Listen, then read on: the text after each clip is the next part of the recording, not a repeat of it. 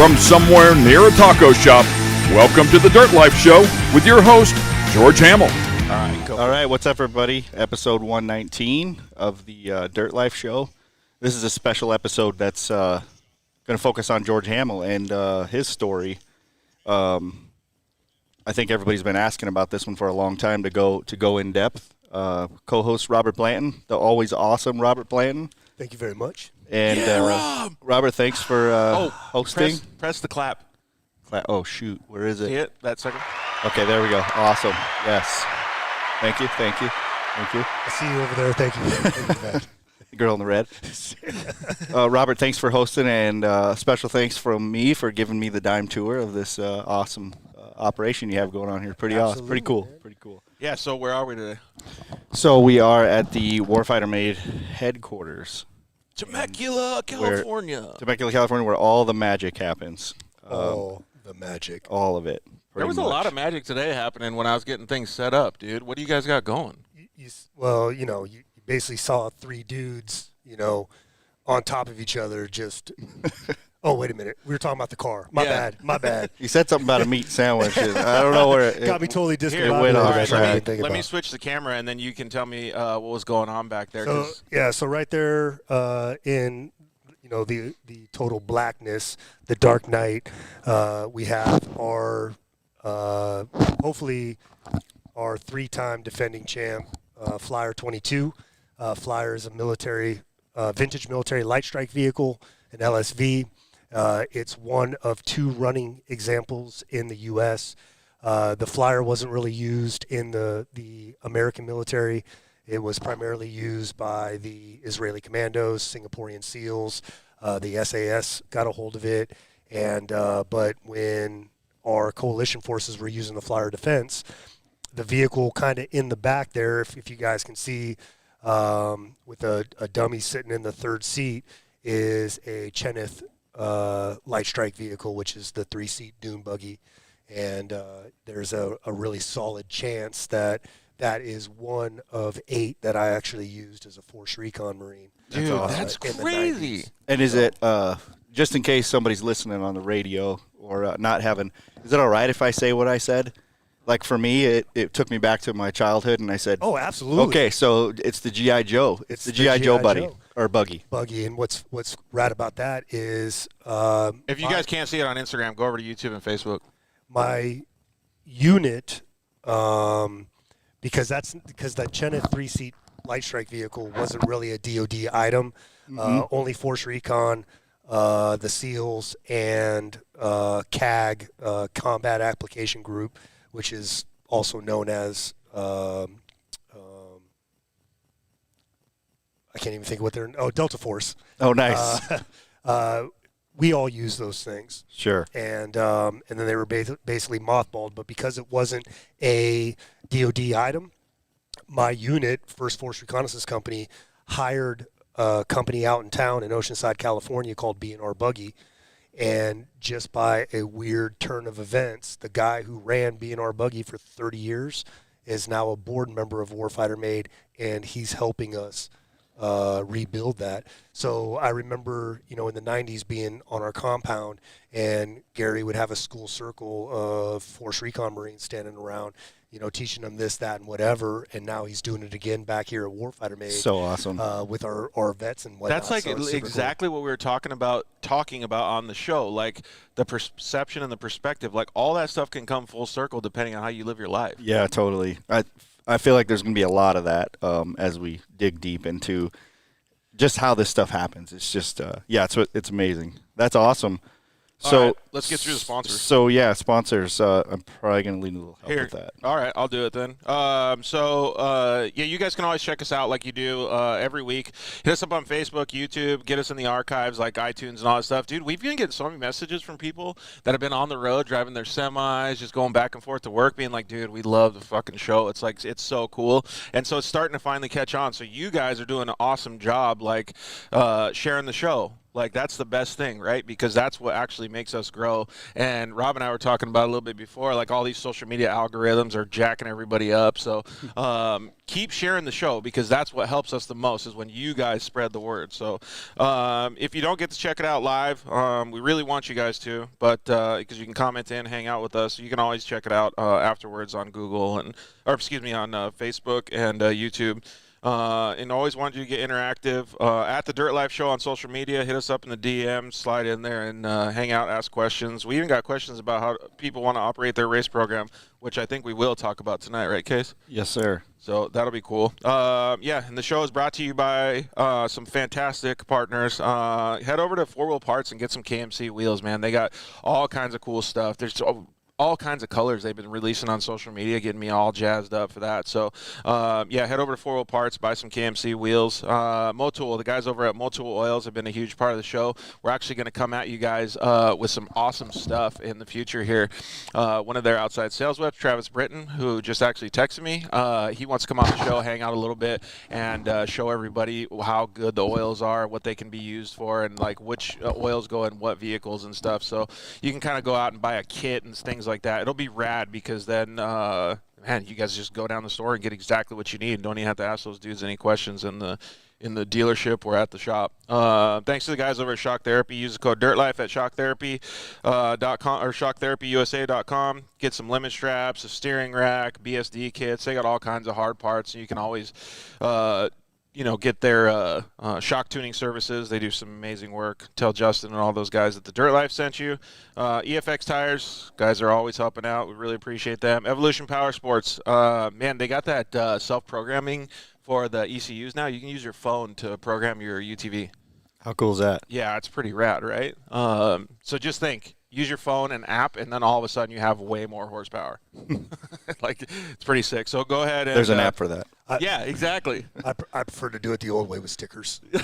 Just add all kinds of horsepower. With stickers. How big of a Warfighter made sticker do you need for, let's just say, 69 horsepower? At least 69 inches. Yep, perfect. Okay, I'm gonna have to put that all over there. 629 inches. Perfect. I always thought it was like at least one sticker per like quarter horse. Yeah, exactly. So you got stickers everywhere. Yeah, everywhere. The more vinyl you have on the car, the better. Yeah. Thank you to the guys over at Zollinger Racing Products. You can use the code TheDirtLife at ZollingerRacingProducts.com. Get some tie rods, some radius rods to match up with your steering rack that you bought from Shock Therapy. You have the perfect situation for your vehicle. Thanks to the guys over at Cryo Heat. We really hope that Josh from Cryo Heat feels a little bit better. He had surgery on his neck the other day, and he wants to get out and do some RC car racing since he saw that. So it'll be nice to hang out with Josh and be able to get him out, man. That's some of the stuff we're going to talk about as well, because I had so many people helping me, including RC people, when I was going through rehab and doing all those things. So it's cool that he's asking me, because it makes me feel like I can give back too, right? Absolutely. So thanks to the guys over at Solderweld. Use the code DIRTLIFE at solderweld.com. Get yourself an off-road repair kit and repair your race or repair your ride. All right, let's go for it. Awesome. So tonight's topics, we kind of mentioned this, and I think maybe there's 2 P words. I'm sure we'll fight it out, but we're going to talk about perception. And I like this little quote here. If the eyes of perception were clear, anyone would see the world as it truly is, which is infinite. Yeah, exactly. And so that's the thing that I always think, like, everybody always asks, like, how do you do social media? How do you get through life in certain circumstances? Well, it's because you only know what you know, right? You only know what you're taught, or you only know what is going on around you. They have another saying, too, that you're as much like the 5 people around you.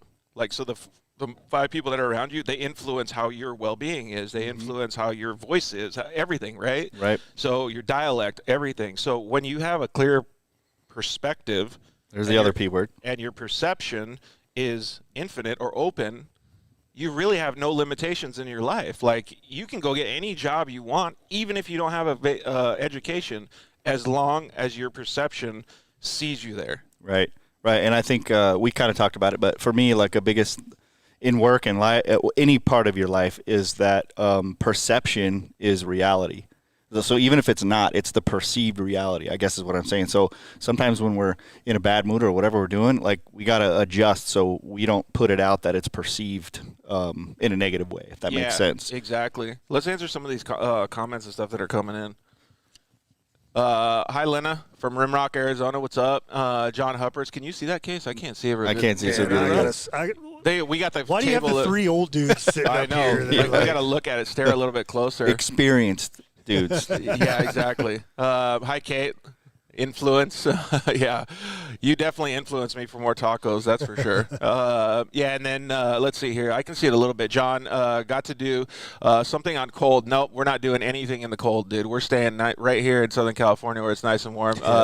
Shock therapy, mass production for novice drivers. Yeah, they can do all your stuff, man. You just tell them what you need and go over there. Got a couple of hellos from Arizona. Oh, yeah, greetings from Vail, Arizona. What's up, Reed? Reed and good old Tucson. Dave, yeah. Good old Tucson. Tucson, Arizona. Vail, what up? Wait, Yeah. are we supposed to go like this? Like, it's Vail strong. Victory Vail strong. There's a Vail in Temecula, too. There is, but it has a lake. It's not really fair. Yeah, and it's got a huge enduro mountain bike park, which Vail, Arizona, well, it kind of does, but not as much. Quite a bit different. We're also going to talk about belief system, mind over matter, and willpower, which I know George personally for a long time. I know Rob does too, but I don't know if there's anything that would explain it in one word better than that, willpower and mind over matter. So I'm looking forward to digging into that. Yeah, I kind of wanted to bring it up too because every time I come in here to Rob's shop is willpower is something that you can't get out of your head because of all the dudes that come in here. Well, we refer to that as the third P word, perseverance. There you go. Love it. Yeah. That's all it is just persevering through it. Like this bad boy right here? Like that bad boy right back there. Okay. Sorry, Case. No, you're good. A little sidebar. I love this inspire, adapt, overcome. That is freaking fantastic. And it starts with inspiration. That's awesome. So obviously hard work, that goes without saying. Hard work always pays off.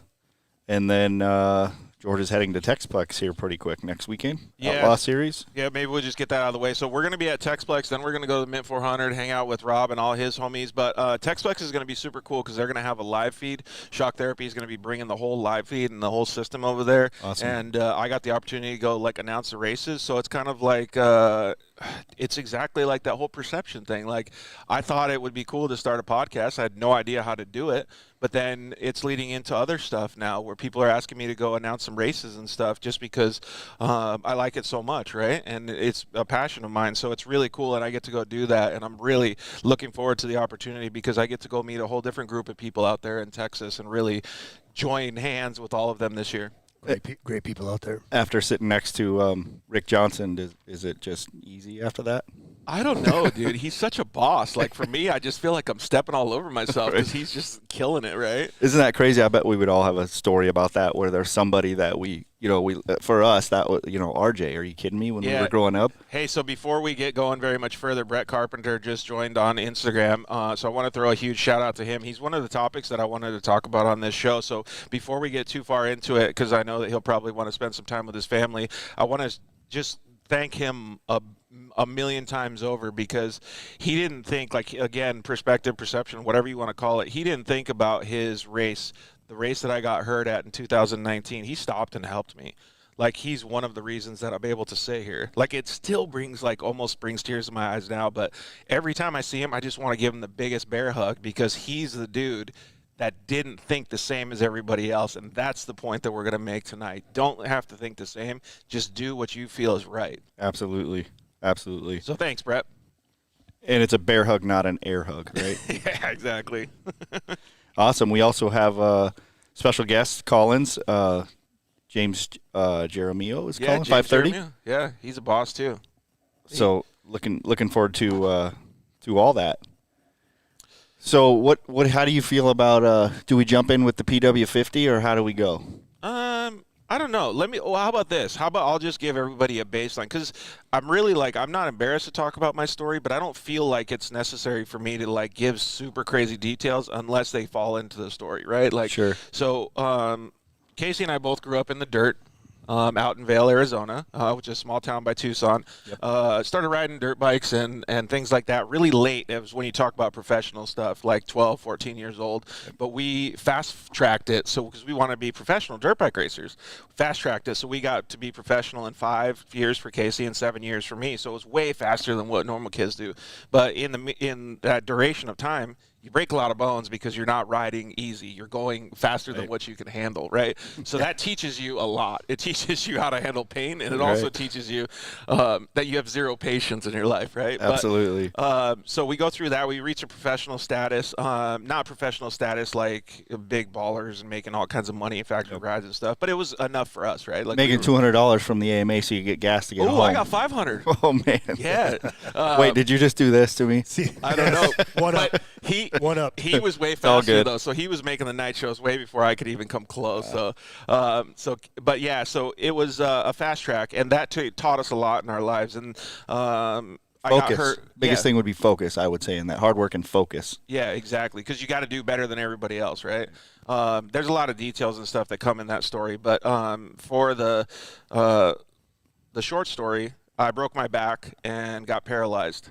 And so that started a new pivot or a new segment of my life. Right. So that was segment 1. Segment 2 was moving out to Southern California, starting my business career. So I got a computer science degree, and then went in Tucson, Arizona. Went to the U of A and a technical school, and then took that computer science degree, came out to Southern California, and got a job in the action sports industry, which was super cool. Again, perspective, I wasn't the computer guy. I was ingrained in what they did, but I could work on the stuff that they needed to get worked on.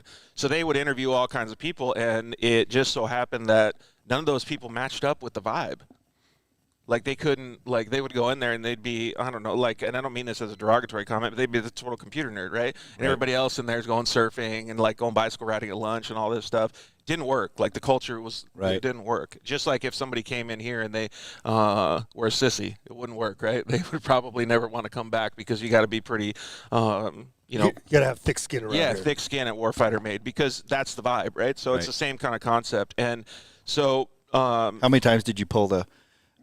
Could you just restart it and try again? Oh, like 700 times. And but the cool part about it is every time I would do that, and somebody would be like, "I'd already tried that." Then I'd say I was fixing their computer, and I'd put like a sound effect on there, so every time they got an email, it would make like a chicken noise or something. Like one of these. So I would. Yeah, anything. Yeah, but I would totally jack with them because it was like ridiculous, right? And so they would never make that mistake again. Right. So they would restart it before they called me next time because they didn't want to get fucked. Nice. That's a pretty good. It's a pretty good tactic, actually. Yeah, and so that translated into a lot of cool things because I was a computer guy in an industry that didn't have very many computer guys. So it was pretty cool because I was, I don't know what you want to call it, 1 in a million kind of person, right? And then so I was able to start my own business, and that business got bought by some of you guys may know them, the Blink-182 guys, Mark and Tom. So I was partners with them, and I ran a multi-million-dollar company with those guys. It was really, really cool, man. I learned a lot. And then so we can talk about that too, because a lot of people have zero idea about my business acumen. Is that the right word? Business experience? For sure. But that actually translated into a lot of the stuff that we know now, right? Like marketing and sponsorships and how to deal with people. There's that full circle again we were talking about. Yeah. So and then after that, I kind of got bored and didn't like Southern California at the point, so I moved back to Arizona to be with my family and closer, and that kind of got me going again to be out in the dirt. So I started bicycle riding, mountain biking, dirt bike riding again. RC car racing. Yeah. And I just wanted to do more. So I actually ended up being able to get an invite to go to the X Games. And that was super cool because I was riding a dirt bike at the time, still with limited use of my body, and I got to go participate in all that stuff. It was crazy, right? And one detail that I want to talk about, because it talks about willpower and stuff, is when I was at the X Games, I I was like sleeping on the start. I got a completely crappy hole shot, and I went through and I passed up to, I think I started 8th, and there was only 10 dudes, and I started 8th, and then I passed up to, I think, 2nd place, wadded it up, high-sided, hit the ground really hard. It was like cement almost, and I broke my arm. Right on focus on the TV. Yeah. I saw it. Yeah. So, and that leads to another cool thing is they saw me eat crap on TV, and I was the only dude at the X Games, even like Kevin Windham and all these dudes that are doing freestyle. I was the only dude to make Sports Center. So like because it had to do you getting up. Yep. and doing your I kind of feel like it had to do more with me eating shit your hard. paralyzed walk. No, because you did your paralyzed walk. Yep. Yeah, I mean, maybe. Picked your bike back up. Yep. Right, and that's what they were focusing on. That's pretty inspiring. And you know what's crazy here is like timeout. There's like so many. This is my problem. I'm a detail, and I know all the inside. So like I want to throw like okay. So you went like we went like 0 to 100, and we're only like not even a quarter of the way there. But like there's so many things in there, like how the leg braces go. Yeah. Like, so I don't know where to go with that. Like I want to deep dive because I think all of that is so important. Well, let me just get through the whole thing, and then we'll deep dive. Is that cool? Yeah, love it. And Perfect. Then, okay. And then so that told me a lot because it told me how valuable not winning a race is. So the perseverance and the willpower is that I still got up with a broken arm. I got back on the track. I passed 2 people. I finished the race, all barely holding on with one arm, just letting my other arm just like basically dead sitting there on the handlebars. Passed 2 people. I went straight to the podium because I was so fucking mad. I said, you know what? If I can't be up here, I'm going to go and watch my competition and congratulate every single one of them and shake their hand. I'm not even going to say anything about my arm. I'm just going to go congratulate them because that's where I want to be. And if I don't accept that I want to be there, I'll never see this time again. If they don't have me back, I'm going to sit and watch this. Absolutely. So I sat and watched them, made sure like everybody knew that I was so stoked on them. Then I went to Taco Bell and to the hospital and got my arm fixed. Taco Bell. So what's funny about that real quick is that we talked about all the broken bones and et cetera, et cetera. So that moment was able to happen because of all the previous stuff. Yeah. Yeah, exactly. You know what I mean? Like every little thing. That's what's so crazy to me. Yeah. Fun fact. So to date, I've broken every bone in my body except for my humerus. Nice. Well, I gotta take care of that for you right now. Just do it real quick. We got some tools. It'll be real humorous. If you can dodge a wrench, you can dodge a. Sanders Cody just said glad to be tuning into the show tonight. Awesome. And Randy Sharp, George is a stud and an inspiration for most. Thank you guys. I appreciate that, man. Awesome. Thanks for doing that over there, Rob. Too. That's awesome. Yeah, so are you seeing I can't. Are you Sorry. seeing the Facebook stuff coming in? Sorry, everybody. I'm on my own Facebook on my phone. Perfect. Okay, cool. Perfect. There's some stuff. I don't know if you can see that one, Case, on the YouTube stuff.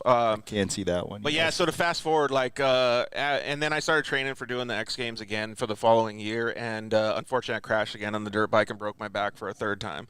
And at that point, I was still like, okay, cool, I can fix this, and I'll heal up again, and I can go out there. But then when I saw my family, they came to the doctor with me, and they were just crying there because the doctor was like, dude, you can't fuck yourself up anymore. And so I sat there, and I looked at my mom and my sister, and I'm like, George, you're an idiot. Like, this is not just hurting your body. This is hurting everything around you. Right. So you got to quit. And then so I focused. I was like, all right, well, I got to figure out something else to do. So I started getting into road bike riding, like pedal bikes, like Lance Armstrong kind of stuff for people that don't know. And that's why I'm so into it now is because I was supposed to never be able to do that, like being in a wheelchair and getting paralyzed and all that stuff. That's actually something I kind of skipped over. It took me 5 years to be able to walk again from the wheelchair. Well, that's where that the brace thing is so big in my mind because, I mean, you were at my wedding in a wheelchair doing wheelies. Yeah.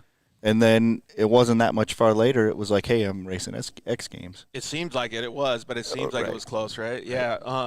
But it's crazy, right? And so people understand, explain like your feeling process and what do you have? Because people see you walk. I know Tanner Godfrey goes through this. Yeah. People see Tanner walk and like, oh, he can feel his legs. They just don't work so good. Which that's basically the same thing as me. So for me, like I broke L1, it's called L1 burst. I broke T12 and T7 at some point. So there's little injuries in the spinal cord there. But the one that really messed me up, it's basically not having any movement from the belt line down. But for some reason, I was blessed to be able to still use about a 16th of my quadricep muscle. So, in fact, like a good explanation, Casey and I went on a bicycle ride. We both did the same distance because we were riding together. It was 30 miles. But it was about the equivalent of him doing 100 to 120 miles when I was going the same pace as him. The amount of calories I burned, my heart rate, all of those things. So the muscles that I have are very limited. I can't move anything except for my knees up and down. So like I got no butt muscles, no calf muscles, nothing, and I can't feel any of it. So it's kind of like what Tanner told you or what people asked Tanner. But I don't ever see that. My perception is not that. My perception is I'm so thankful that I can stand up. Like the first time that I got out of a wheelchair and I stood up with those parallel bars, like it was like the most I don't know, liberating thing I've ever felt in my life. It was like your whole body takes a deep breath. It was so crazy. Like I've never felt something like that before. And then when I felt it, I was like, Jesus, this is exactly what I need to focus my life on. So that's why I put all that effort into getting out of the wheelchair. And everybody's story is different, right? There's guys that are way, way worse than what I am, and they fight for it. But if I can at least help somebody, even if they're not in a wheelchair and they want to get out and lose weight or whatever, like that's what I want to do, and help show people that by the feelings that I've went through. Yeah, and I think the uniting factor, or the same feeling that people have with like the little micro victory, right? Like for you, it was, I mean, I don't know the whole process, but I can imagine it's like, oh, I got a little teeny bit of feeling. Oh, I got this. Now I'm standing up. Like each one of those is like an important micro victory that like goes to the whole picture. You know what I mean? And I still think people do that in their normal life. Right. So I think there's actually a lot of correlation. There is. I don't think everybody's so different, I guess is what I'm trying to say. Like we do that. Maybe we can't get out of math class or something, right? And it's that little thing, and it's the perseverance. And then again, yeah, the perspective, having the right perspective on it. Because at the time, it might seem like the worst thing ever. Yeah, but it's not. Right, exactly. I mean, actually, that's what a lot of the stuff that you guys do is the little victories.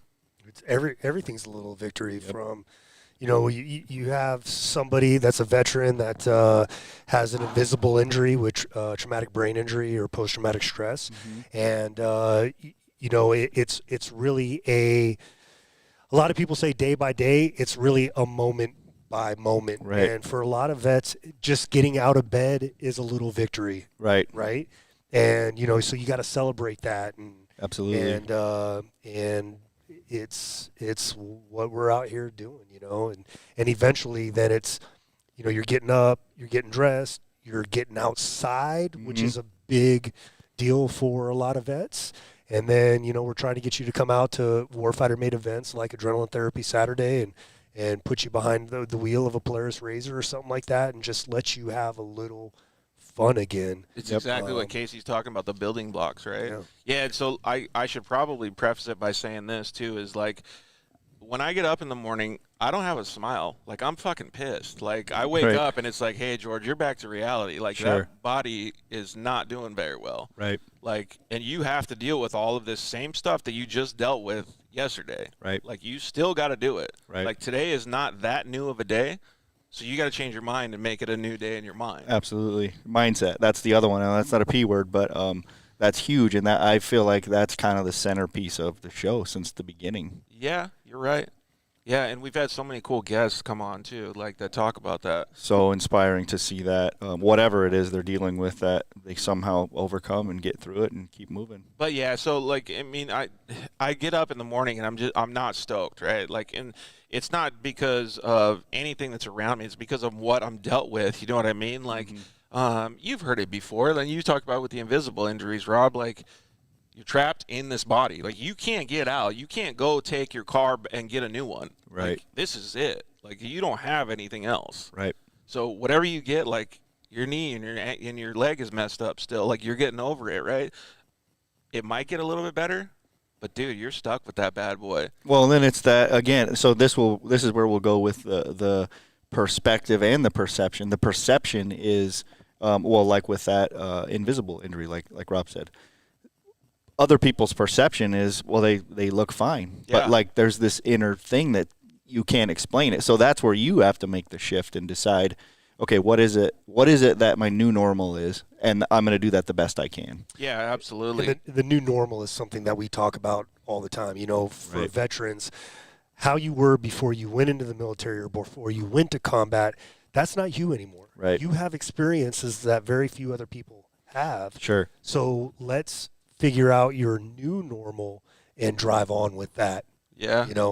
And be happy with that. Yeah, and I think they become like positive mile markers on your timeline. right? They're not like it's you easy. can turn them into that. It's easy for me to say because I don't have that exactly what we're talking about. But we've had our own things. I've had my own things, and yeah, that's just one more mark on the timeline. Yeah. And then it's like a new reset. Well, how do we move forward from here? And like you said, sometimes it's a minute at a time. Or chapters in a book. There you go. You know, Dude, hey, yeah. this chapter's over. Yep. Close Yep. that book. Yep. Or close that chapter. Let's rewrite, the next chapter. Yeah, I like that. I And, like that better. The Foresters love you and miss you Yeah, I miss you guys. here in Tucson. Callie, boy, AZ Tech, what's up? Lily, what's up, girl? Is that my Lily? Yep, I think so. Awesome. What's up, kid? And then we got a bunch of stuff coming in on Facebook. I think you're reading all those, right? I got you, yeah. So thanks. I don't know if you can see the YouTube ones, Case, but yeah, and it's crazy. And so I'll keep going on with the life story or the Cliffs Notes version of it. And then so I started racing or riding those long endurance rides on the bicycle, and it was working out good, but it's boring, right? Like, I mean, you're just sitting there on a pedal bike unless you're exploring, right? But I was like in the mood of going like as hard as I could, get my body going. And then I was working for a guy that you guys probably all know, Casey Curry at the time, doing some web projects and programming and stuff like that for him. And he invited me to go out to a off-road race. I was like, what the hell is that? Like, and then I go out to a Lucas Off-Road Pro event, whatever it was, and I see these trucks going around. It looks like motocross, and I see them going around, and I'm like, that is the baddest thing ever. Like, you can sit down and, like, race on jumps in the dirt. Like, I'm in. You're encompassed in a cage? Yeah, like, this is it, right? Like, does it hurt your back?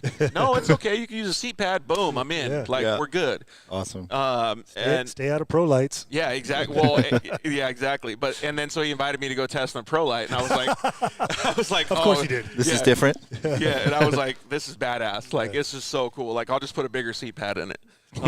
And then he goes, all right, this is how much it's going to cost. And I go, nope. Yeah. We're out. This is What did it cost to start it? Yeah, right. exactly. He's like, it costs about $10,000-$15,000 to go out testing. I'm like, there's no way. And so I was like, and then I went to a couple more races just to help him out and do stuff. And right at that time, I think it was 2012-ish, maybe 2011. UTVs kind of started coming on the scene, like the Polaris Razors and stuff. And I was like, well, maybe I could do that. But still, it was way too expensive. So I went and used my business knowledge and stuff like that. And I went and started talking to some of the people that we had as clients and some of the people that I knew, and got some sponsors for just doing the bicycle stuff. Mm-hmm. And we had like a group of guys that rode bicycles with us, so it was easy because I could put the logos on everybody's outfits and like we could talk about it. And I did like cool in-store meet and greets at like places like Supercuts, who came on board as a sponsor, and I was able to work for them as like a marketing partner and motivate their employees. So one cool campaign that we did was we went in and motivated all their employees at Supercuts, and during the next about 6 to 9 months, they had increased sales by almost 25% at 40 or 50 locations in the Southwest. So, nice. I mean, that's millions and millions of dollars, right? So I was able to use that as my leverage, and I went in and talked to the woman that I was talking to. Her name's Rochelle, and I said, hey, you know what? If in 4 or 5 years I can actually get pay for half of my first UTV, will you pay for the other half? And it worked out. Like 4 years down the road, I was able to have Supercuts pay for half of my first UTV that I bought from the Rockstar Energy UTV Wolfpack from Jason Merrill, and I got a side-by-side to go racing, short course racing. So it was like this big, long journey that, worked out. Sure. That started with you changing those workers' perspective on life. Yeah, exactly. And in all those little things and those little details, but for me, it was this 4-year goal that I just wanted to do, right? I would do anything and knock down anything in my path and go through it just to get this goal done, right? And during that time, I had to make an impact. So I was this dude that wasn't supposed to ride a bicycle. Now I'm doing it. And I got invitations to do stuff. I got an invitation to do an Ironman. That never happens, right? Yeah, that's pretty awesome. Like and I was like, what the fuck is an Ironman? Like, I don't know what that is. Never done a triathlon, never done anything like that ever. Like, the most swimming I did was at the lazy river drinking beer. Like, that's it. Those right? are my favorites. Yeah, exactly. The laziest. I love the lazy rivers are like tacos for me. So speaking of tacos, John Lewis just came over and said, George, we've had talks about how much of an inspiring person I think you are, but the people want to know, if you could do more moto, supercross racing, or cycling, what type of tacos are you going to eat? I love That's it. a good question. Actually, let's just say chicken because that's the healthiest one, all right? There you go. Okay. Does it change seasonally? Yeah, it changes daily, man. So I think I know the answer because I know you well enough. But do you think, or will you say that back when you were dipping your toe in the water, in the marketing water of the bicycle, was that the end goal?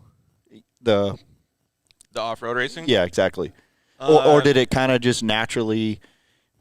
Right, No, like I know you started with, hey, that was this is how we. Okay, That was the end goal. Like I didn't know what I wanted to drive, but UTVs were the cheapest ones, so that was just Sure. default, right? Like, so you just go there. I mean, like everybody wants to drive a Pro 4. sure. But the UTVs was default because there's no way I'm going to be able to afford a Pro 4. And I knew the budgets that we were working with, like in the cycling stuff, and it was pushing it to be able to get in the side-by-side stuff. So there was no way I was getting any more money. Sure. So I knew what the limits were, and it really structured the way that I think about asking for sponsorships and stuff now. So, But it built what I'm getting at is I feel like it built a baseline and it was the building blocks to build the next piece of the puzzle or the building, I guess. And the reason I say it is because there's plenty of people that out of nowhere, like we've all heard this, oh, well, I could do that if I had X, Y, and Z. no, you can't. You Well, got to do it on your own first. Right. You need to put the time and effort in and the hard work. 100%. Nothing comes for free, ever. And so if you get a sponsorship, that's because you worked your ass off to get that sponsorship. So. Right. So we have I don't want to skip these. This guy sounds like he has a lot of fun. Banshee Mayhem. Whoa. That's definitely Does fun. he got a Toomey kit on the band? I'm sure there's no noise that sounds different or that sounds like that, is The there? Toomey kit? Totally. What's up, guys? Just wanted to say hello and love the show. Thank you, Banshee. Brian Hawkins. Oh man, soundboard. Jeff needs to travel with you. Soundboard Jeff. Oh, I'm yeah. not good at the soundboard. Jeff Angel, Sorry, guys. Yeah, Jeff was doing a fantastic job hitting the switches last show. Nice. And then Brian Hawkins. This is a good one. Can you talk about how losing one sense, like vision, do the other senses pick up something like having more smells or like we talked about? We talked about this in the Cinders. Yeah, it just depends. Like, so we'll talk about it a little bit more because we can talk about the detail stuff. But the Sure. last injury that I had, I don't have any vision in my red eye anymore. It depends, Brian. Like, I got so jacked up that no, the senses didn't take over. Like everything else was so jacked up, it couldn't. Like it didn't have a chance to come back. Mm-hmm. Like my scent, my smell, and my taste, and all of the different things that are messed up in my head. No, it doesn't. But there are certain things that you can tune up, at least in your mentality, to be able to seem like it covers it. Sure. Like, what if you never saw with your right eye ever? Your left eye can think that it's doing it properly. Right. But the reason that I say that is because I knew what it took from both eyes. Like I knew what it is to see from both eyes. So if I have to turn that off in my head, not knowing that and not remembering that and erasing what that was, then I think and my perspective and my perception of using only my left eye becomes clear. Sure. Because that's all I know now. Right. If I erase what I had before. Well, that's that mind over matter thing and how powerful the brain actually is when you can tap into how to adjust. Right, and it wasn't even really an adjustment. It was an adjustment in my mindset, not what they're thinking. Like when they say, when Brian says that it's taking over, something's compensating. It's Right. not that. Sure. It's your mind being able to tell you, you can't do it that way. Your new normal is one eye. Forget about the old one. Right.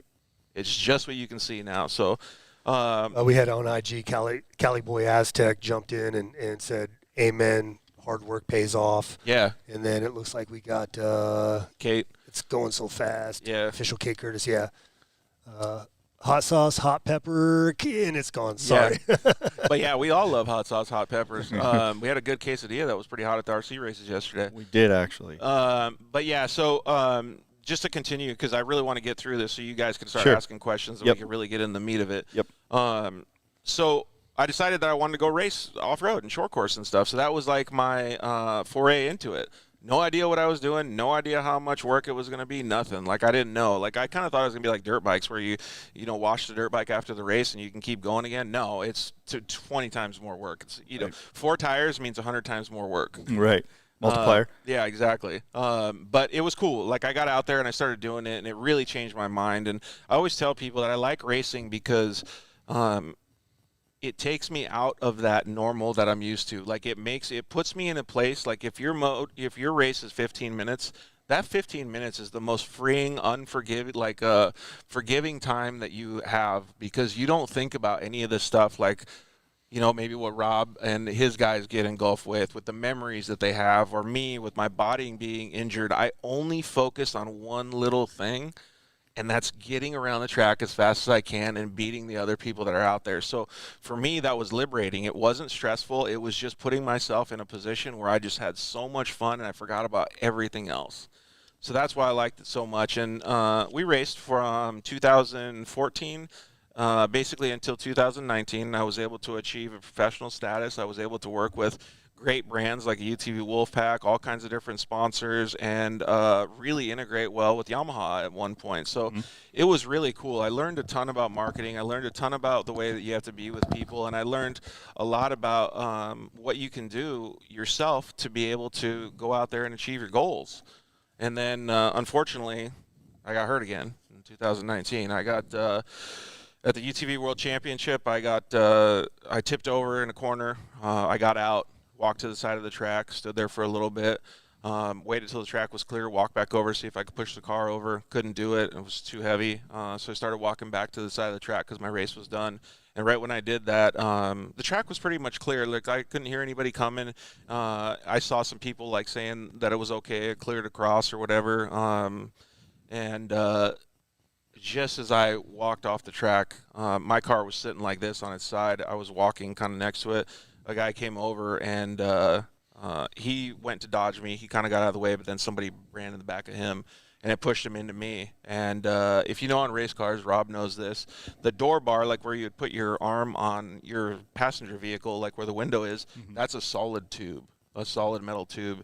And there was so much of an impact that solid metal tube, I went through his window net with my head. The solid metal tube went underneath my helmet and inside where my neck brace was. So I still had all my safety gear on, and it was like, dude, you get hit by lightning easier than this. Yeah. And it ended up hitting me and uppercutting me in the jaw and shattering my whole skull. And so my eyes fell out of my head, like I crushed all my ears, like my whole skull was broken, like just so much stuff. Broke my collarbone, some bones in my hand, like just gnarly stuff. But that's not the point to focus on, right? The point to focus on was after that, like Brett Carpenter, who we just mentioned, I laid up, like I woke up when I was on the ground because I think some dude ran me over or something. Like it woke me up, and I kind of like, I couldn't see anything, I couldn't hear anything. I just knew, like, from dirt bike racing, you have to take inventory on an injury. Right. And I was sitting there and I was going, fuck, dude, I can't see anything, I can't hear anything, like something's really wrong.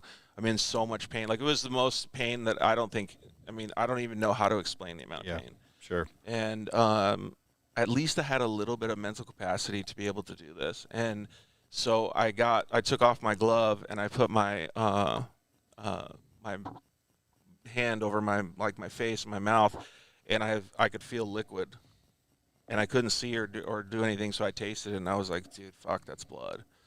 And so there was blood coming out of my eyes, my ears, like everything, right? And so I was like, if I don't get my helmet off right this second, something bad's going to happen. Like, the swelling is going to kill me because it won't be able to expand or something. Sure. So I was like, all right, I got to get my helmet off. So I sat up and I felt around what was around me, and I could feel like a tire or something on my car. And then so I felt where it was at, and I was on the bottom side. So I like pushed myself with my arms over to the back side of it so that if I got hit again, I was on the other side. At least it would help out a little bit. And I took my helmet off and I laid against the roof of my car, and I just, like, I don't know, like, I don't want to say I died, but I was past, I was just like not there. Right. And I don't remember anything past that. Brett said he saw me right there. He pulled over, he stopped, he helped me. He waited till the medical crew got there, which was the guys, Dave and all of the crew at Race Safely. So thank you very much to those guys too. And then they got me situated to get on a helicopter, on a bird, and the dumbasses took me to Bullhead City, which is not a trauma hospital. So I got 2 rides. I had to go to Bullhead City and then haul ass up to Las Vegas Community or whatever the trauma center is up there. And there was so many details like what you're talking about, Case, like that happened in the meantime that like I don't even know how far I can get into it because it's going to make me like lose it probably. But in the hospital, I ended up losing my life. And at that point, like, it's one of those things that like is a moment that you'll never forget because they call it an NDE, which is a near-death experience. Mm-hmm. But I don't think the near is needed. For me, it was just a DE, a death experience. That's all it was. And it was one of those things that like I feel so crazy talking about it. And I always tell everybody this. Like I feel like an idiot when I say this because it feels like it's surreal, like it's not real. But I was sitting there and I was laying in bed. And I had this total sucky nurse. Like, she was a total B, the worst nurse on the planet. And she was in charge of me that night. And for some reason, I didn't feel good. Like, I had a stomach ache. Like, I just felt like I was in a lot of pain. And I was just like, hey, can you get me some pain meds? And she's like, no, you're good. Like, you can handle it. And I was like, yeah, but it was like 6 hours ago that I had pain medicine. It might not have been, but whatever the case. And she was totally being a jerk to me. And then I just was kind of laying there in bed, and I just started not feeling anything. I just started feeling like euphoric. And for the last, 10, 15 years, my body has been in a lot of pain, like it still is now. Right. And I was laying there, and I didn't feel any pain. I didn't feel anything. I felt so relieved and relaxed. And then I just started kind of like being like, wow, this is fantastic. This is great. Like, what do I need to do to get more of this? And then I started seeing like, I don't know, like it wasn't a white light or anything, but I started seeing myself from a third person perspective, like kind of like looking at me and I go, man, that dude looks happy. Like I want that. And then I was just at the most peace I've ever been in my life. And I can't even put words into like how I felt. Like it was so insanely easy and calming. And then all of a sudden, all I hear is all kinds of like beeps and stuff. And then this dude going, he's back. And then so I go, he's back. Like, who are you? Like, are you talking to me? Like, I've been here this whole time. I thought I was in this room by myself. Right. Like, I thought this room, and I was like, is there somebody else over there? And he's like, no, it's you, dude. You're back. And I was like, where did I go? Like, I was fine, right? And then the total B of a nurse, she walks in and she goes, what's going on? And he goes, he's back. Like he was gone. Like he was dead or whatever. Like he goes, what do you want me to do? Do I need to report this? She goes, no, he's fine. And that was the end of it. Like it was the weirdest and most crazy situation. Did you see her again? After that? Yeah. No, never. Not crazy. After that at all. Never again. So maybe she was the what do they call it? Angel of Death. Yeah. What is that guy called? Grim Reaper. Yeah, maybe she was the Grim Reaper for me. But yeah, it's getting me all like sensitive or worked up right now just thinking about it. But at that, I didn't even realize what was happening at the time. Like I didn't know what was going on. I didn't understand what the experience was. But as I learned and as my perception changed, my perspective changed over the next months and years, like I understood how valuable that. It was probably 15 seconds, but it felt like an eternity. Sure. I realized how important that piece of life was going to be for the rest of my life. Yeah. And there's, again, with the details, this is where I start stumbling. There's all these little things that matter. Like the reason you knew to get your helmet off is because we blew our legs off and knew we needed to get our boot off. Otherwise, for us at the time, it was because it cost money. Shoot, when I heal up, I'm not going to be able to buy a new pair of boots. Right? Like all those little things. But had I not taken my helmet off, I would have died in my helmet. But that's what I'm saying is like each one of those pieces, like it's so important. And what I throw out to all the kids or whoever that's starting to race, like whatever you're doing right now, it's like the most important thing. And you got to put everything into it and absorb it and understand that is going to lead to the next thing, whatever it is. Yeah. But make sure you keep a logbook of it and like understand and learn from these things. Right. Because those little experiences will mean a lot at some point. Absolutely. You got on IG, you got awesome dudes getting a lot out of this. computer geek turned race dude. Much respect from Ben, Gold Coast, Australia. Oh, yeah. What's up, Australia? That's cool that you guys are listening right now. I don't know what time it is over there, but we appreciate it, bud. Let me see here. What time is it? Because James Jeremiah is going to come on. I think he might be over here trying to get on here. It's 5:51. Nope, he hasn't tried to join yet, so we'll wait and we'll see when he comes on. But yeah, man, it was nuts, and there's so many little things that have happened since then, and like all of the things that have happened. I mean, including this award here for the Perseverance Award that I got in 2019. Actually, we should get in the number 19 thing right now. Do we talk about where you stole the number from me first? Or? Yeah, let's do that. And then people can decide, like after I give them all this stuff, like if it was meant for me. Well, it was. Oh, sorry, Rob. It was, obviously. But here's how it starts. We both have our KX80s. Hang on a sec, right? James. We'll get you on just a sec. We both have our KX80s. I'm a little bit older than you. And out of nowhere, this number 3 pops up. So I just put a number 3 on my bike. And then you had a number 3. And there was I had pink ones. You did have pink ones. And who knows why? It just did. Oh, shoot. Well, I can't run number 3 anymore. But I've even told Rob, like, I looked up to you my whole No, it's not a career. problem. It's like, oh, shoot. Okay, let's go to the next thing. So I just wanted to be like the fast guy. So this happened a few times. And then you remember when Monster Truck would come in town? Yeah. So monster trucks would come in town, and they would be looking for a group of guys to race during the halftime show or whatever it is. Oh, on the dirt bikes. Exactly. So I got invited one year. Always wanted to. Finally got invited, and shoot, I don't know what number to run. So I picked what was on the wall at Donnie Zip's Tucson ATV shop, which was a 1 and a 9. Oh, they were just the ones that were I had there? no reason to have it. I just thought, hey, that's cool, whatever. I'm putting that on there. So I used that number that night, and then whatever it was, we came riding again, and you had 19 on your bike, but Nice. but not because I did. You just had it. No, Doug Henry was my guy. Okay, there you go. Perfect. So Yeah. I peeled it off and was like, all right, he's going to own 19. We're good to go. And then that was the number forever that you ran, which is so cool. Yeah, that's crazy. And I'm not a superstitious guy at all, but I do think it's crazy how things transpire, right? And that number 19 became so much of a I got paralyzed when I was 19 years old. When at the UTV World Championship, when I got hurt, when I got my face crushed, I was number 119. When I raced the next UTV World Championship, thank you for the Perseverance Award, it was 19 months later. And there's so many different 19s that fall into it. I think it was like on October 19th or something. Like, there were so many different numbers that came into it. And when I started thinking about that stuff and the situation that I had with my not NDE, my DE, I started opening up my head a little bit more. Not that I wasn't trying to have a clear perception in the beginning, but now it's like, hey, dude, you really can open up your eyes now. And so, like, not to sound like a crazy person, but I pay attention to everything that's around me. And when I lived in Vail, Arizona, I had an owl that lived there. I always felt like it was like my grandpa looking over me or whatever, like something like that. Well, you know what? I live in Temecula, California now. That dude is still there right next to my room. Even where at I 10, sleep. 19? Always. Always, man. And, yeah, and maybe it is at 10, 19. Like, I don't know when he, like, does his hooing His or how, hooing? what, yeah, his hooting. Hooting and hollering? Yeah, but like little things like that, and like it's crazy how all that stuff does. And I don't mean to sound crazy because I'm not superstitious. I'm not any of that stuff. Right. But It's just being aware.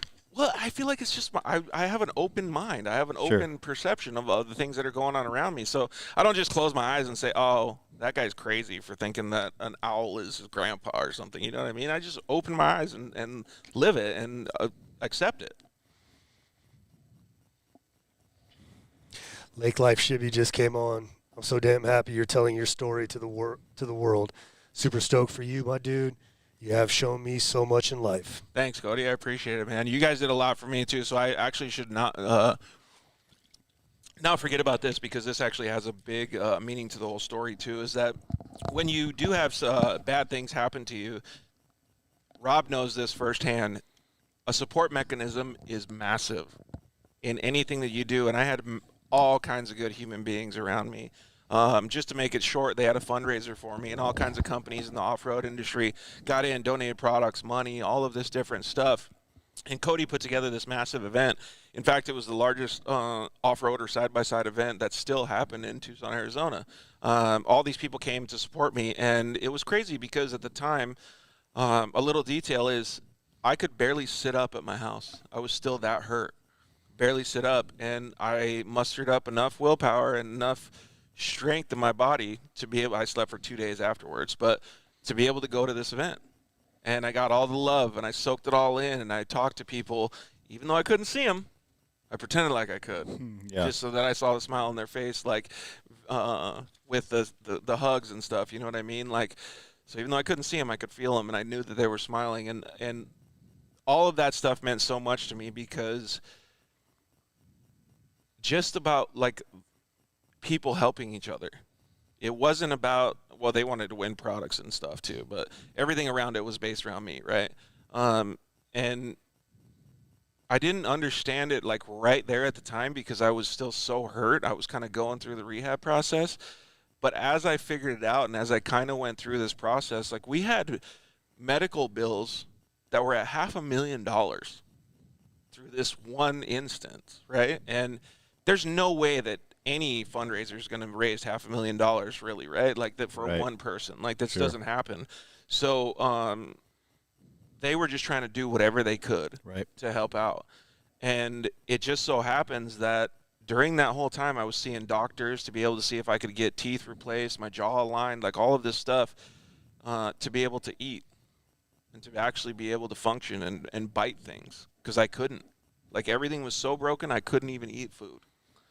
I didn't have any saliva, nothing. However, you still were able to get a taco down, although it was blended. After. Oh, yeah, that's right. That was. Okay. It was all after it, yeah. Oh, the blending the stuff, blended. yeah. The blended one, yeah. I used the syringe to do that. And then Mike Gardner started the blended taco challenge for everybody. Oh, God, did you see going through? Did you see what some of those people ate? Yeah. On those challenges? It was like that blended food challenge. Some dude in Tucson, that's Cody's buddy, did anchovies, hot sauce, and it was Bud Light or Coors Light. Oh, man. And he wore camouflaged overalls while he did it, too.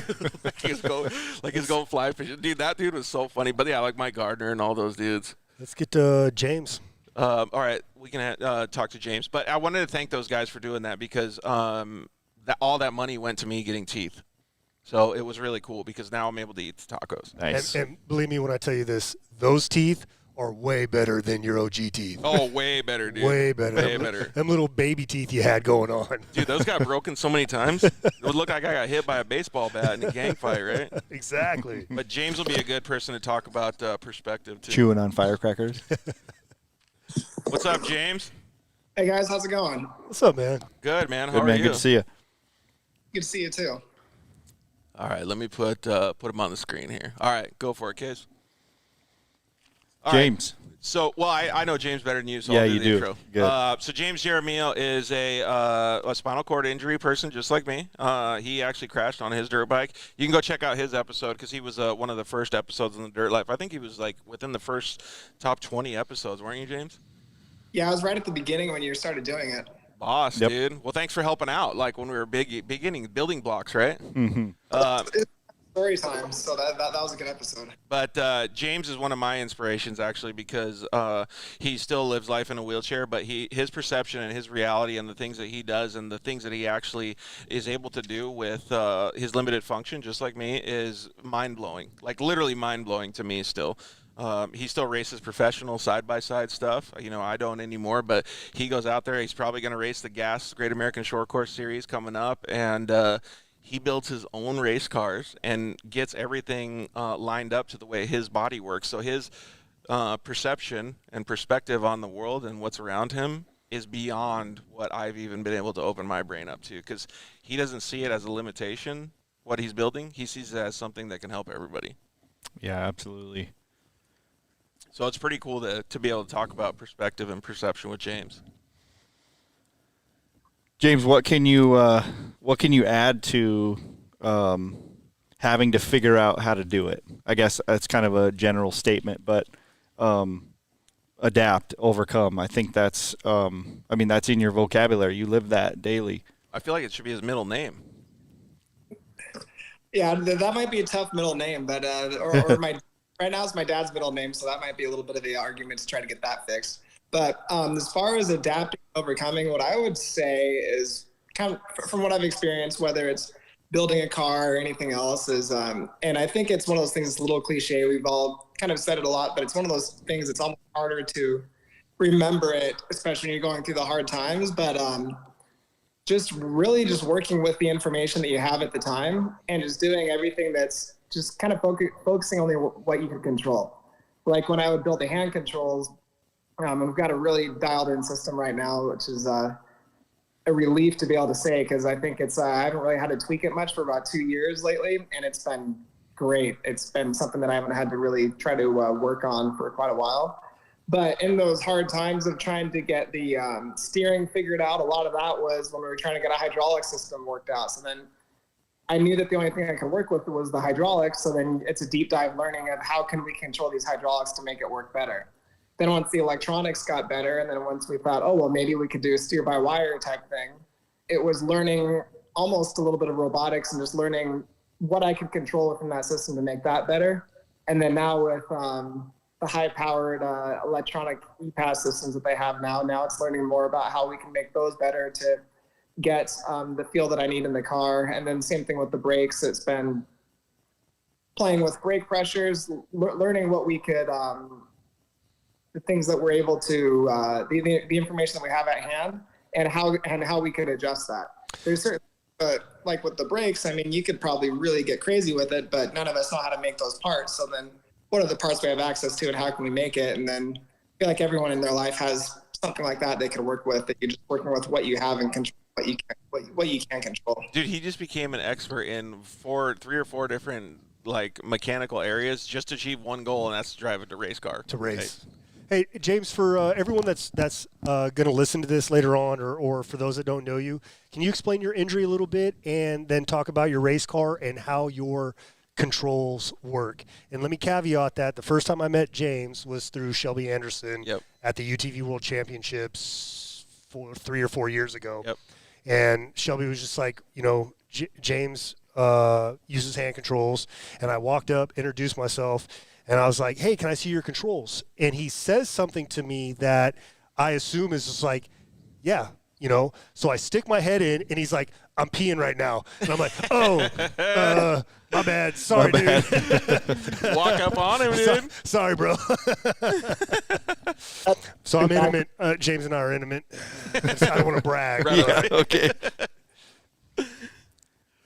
So I have a what they call a C5 level spinal cord injury. So I got hurt back in 2004 out at the Sandy Valley motocross track on my YZ 125 and just planning to sloppy on a triple jump, and had one of those tank slappers where it sends you left, right, and then a head dive into the dirt.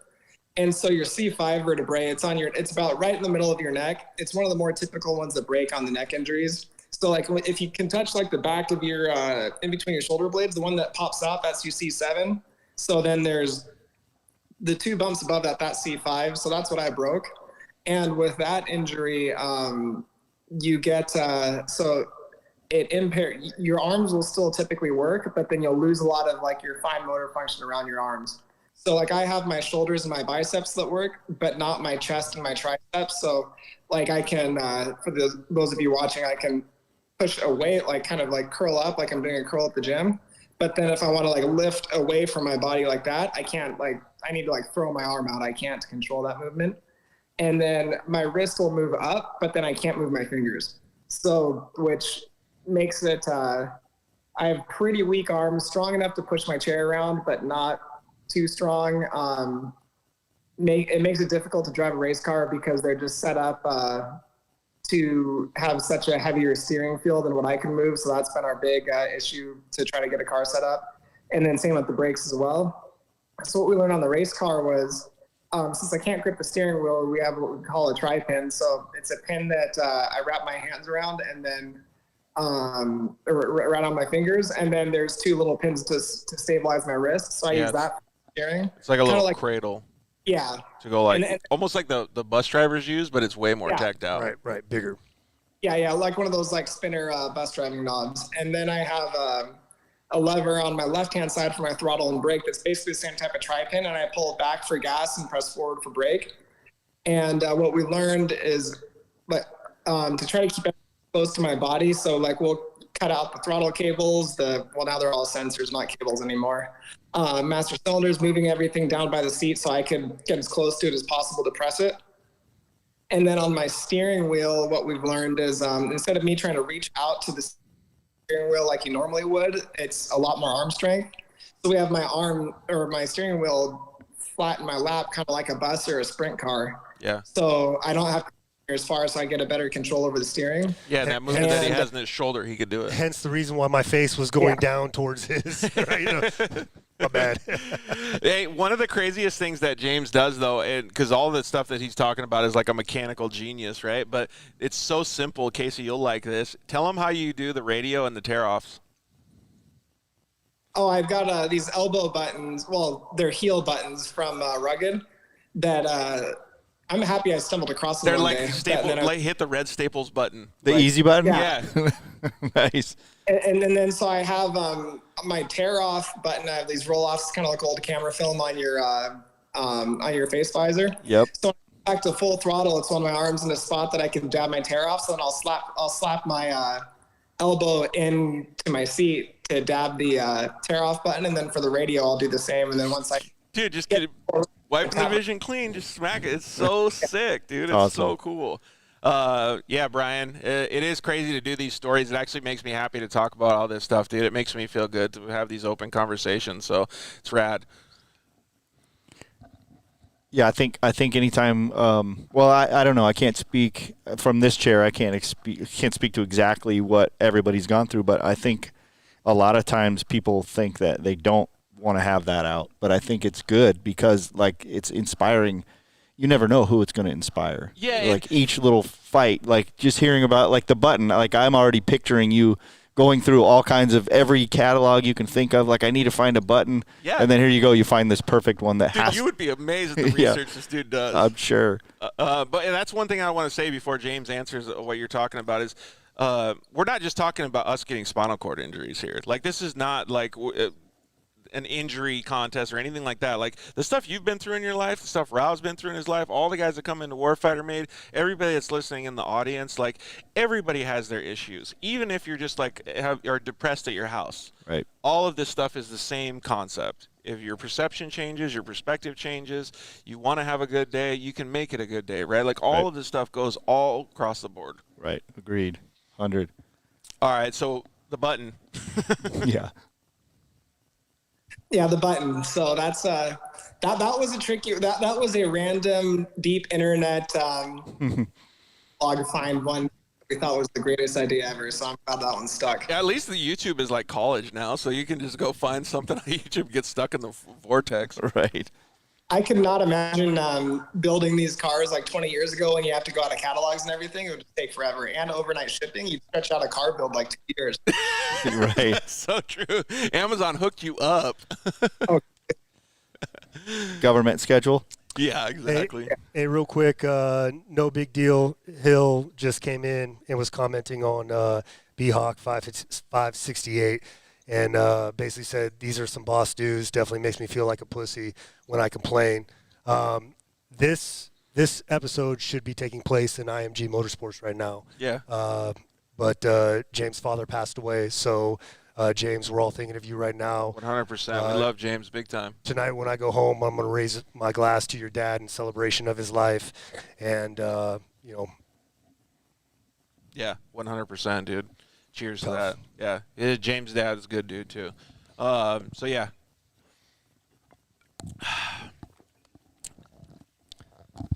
All right, Case.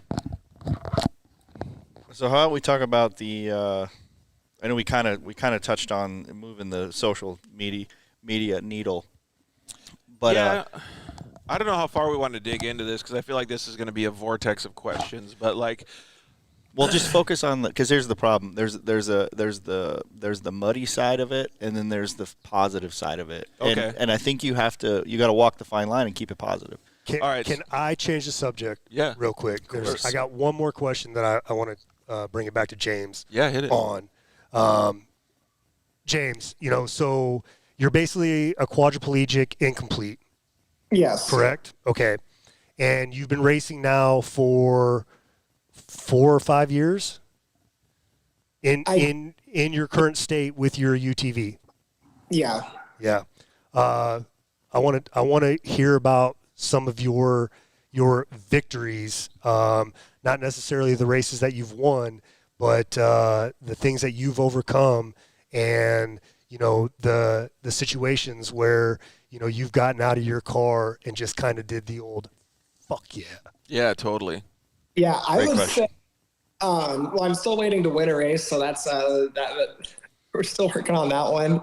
But I would say probably my most memorable one was my first Elsinore race that I did at a Lucas Oil Regional. Had no idea what I was doing. Showed up with my works car, and then Shelby and Hot Rod said, "Hey, you need to borrow these shocks that we have if you're going to try it." And they came out to help me spot. And I still had my big knobby tire blocks and everything. Like I was not even anywhere in a car.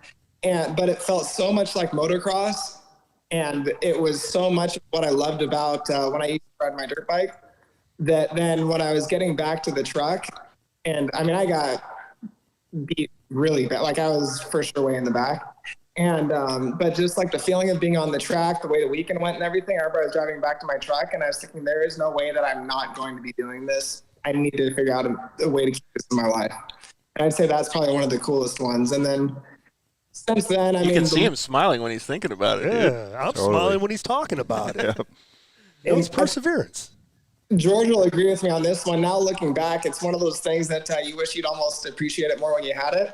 George, how cool was the old Lucas Oils races, like the Arizona night races, like when you had the big crowd and everything, and just all the excitement? That was something that was really cool that I look back on, that just being a part of that and then kind of going through the whole process, and then you're showing up to like that show that I remember going and watching when I was first injured, watching my friends pro light races, and then now I'm doing what I saw happen 10 years ago. That was really cool. Yeah, that's badass.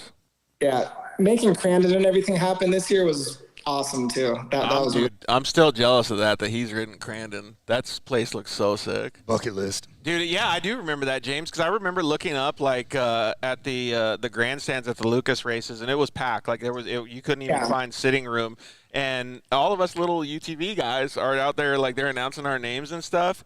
And I was like thinking the same thing that I thought at my first Supercross race. I was like, no effing way. Like, I'm not cool in my mind, but I'm cool now because look at all these people looking at me. Yeah, they think I'm cool. Oh, yeah. So, Yeah, George, I remember being out there thinking, who let me even come out here? I should not. dude, exactly. It's cool though because that's the victories that Rob's talking about, man. Is because those are huge mental victories. When you can smell the funnel cakes when you're jumping through the finish line. Hell yeah. Yeah. I'm going to finish this race quick. That's the reason for the next lap, is just to get a whiff of that. Dude, exactly. Get a bite of it. That's so rad. Yeah, and that's one of the things that I remember too is like one of the main reasons that I always wanted to get on the podium was not because I wanted to win the race. It's because I wanted to share my story and see what people thought about it. Yeah.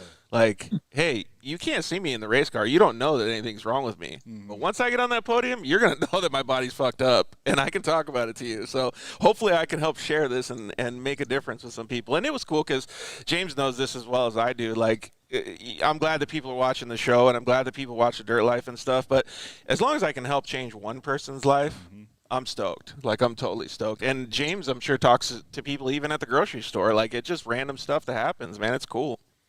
Yeah, it's the most random of little experiences that you realize get real impactful, like you're saying. You can't even plan for it.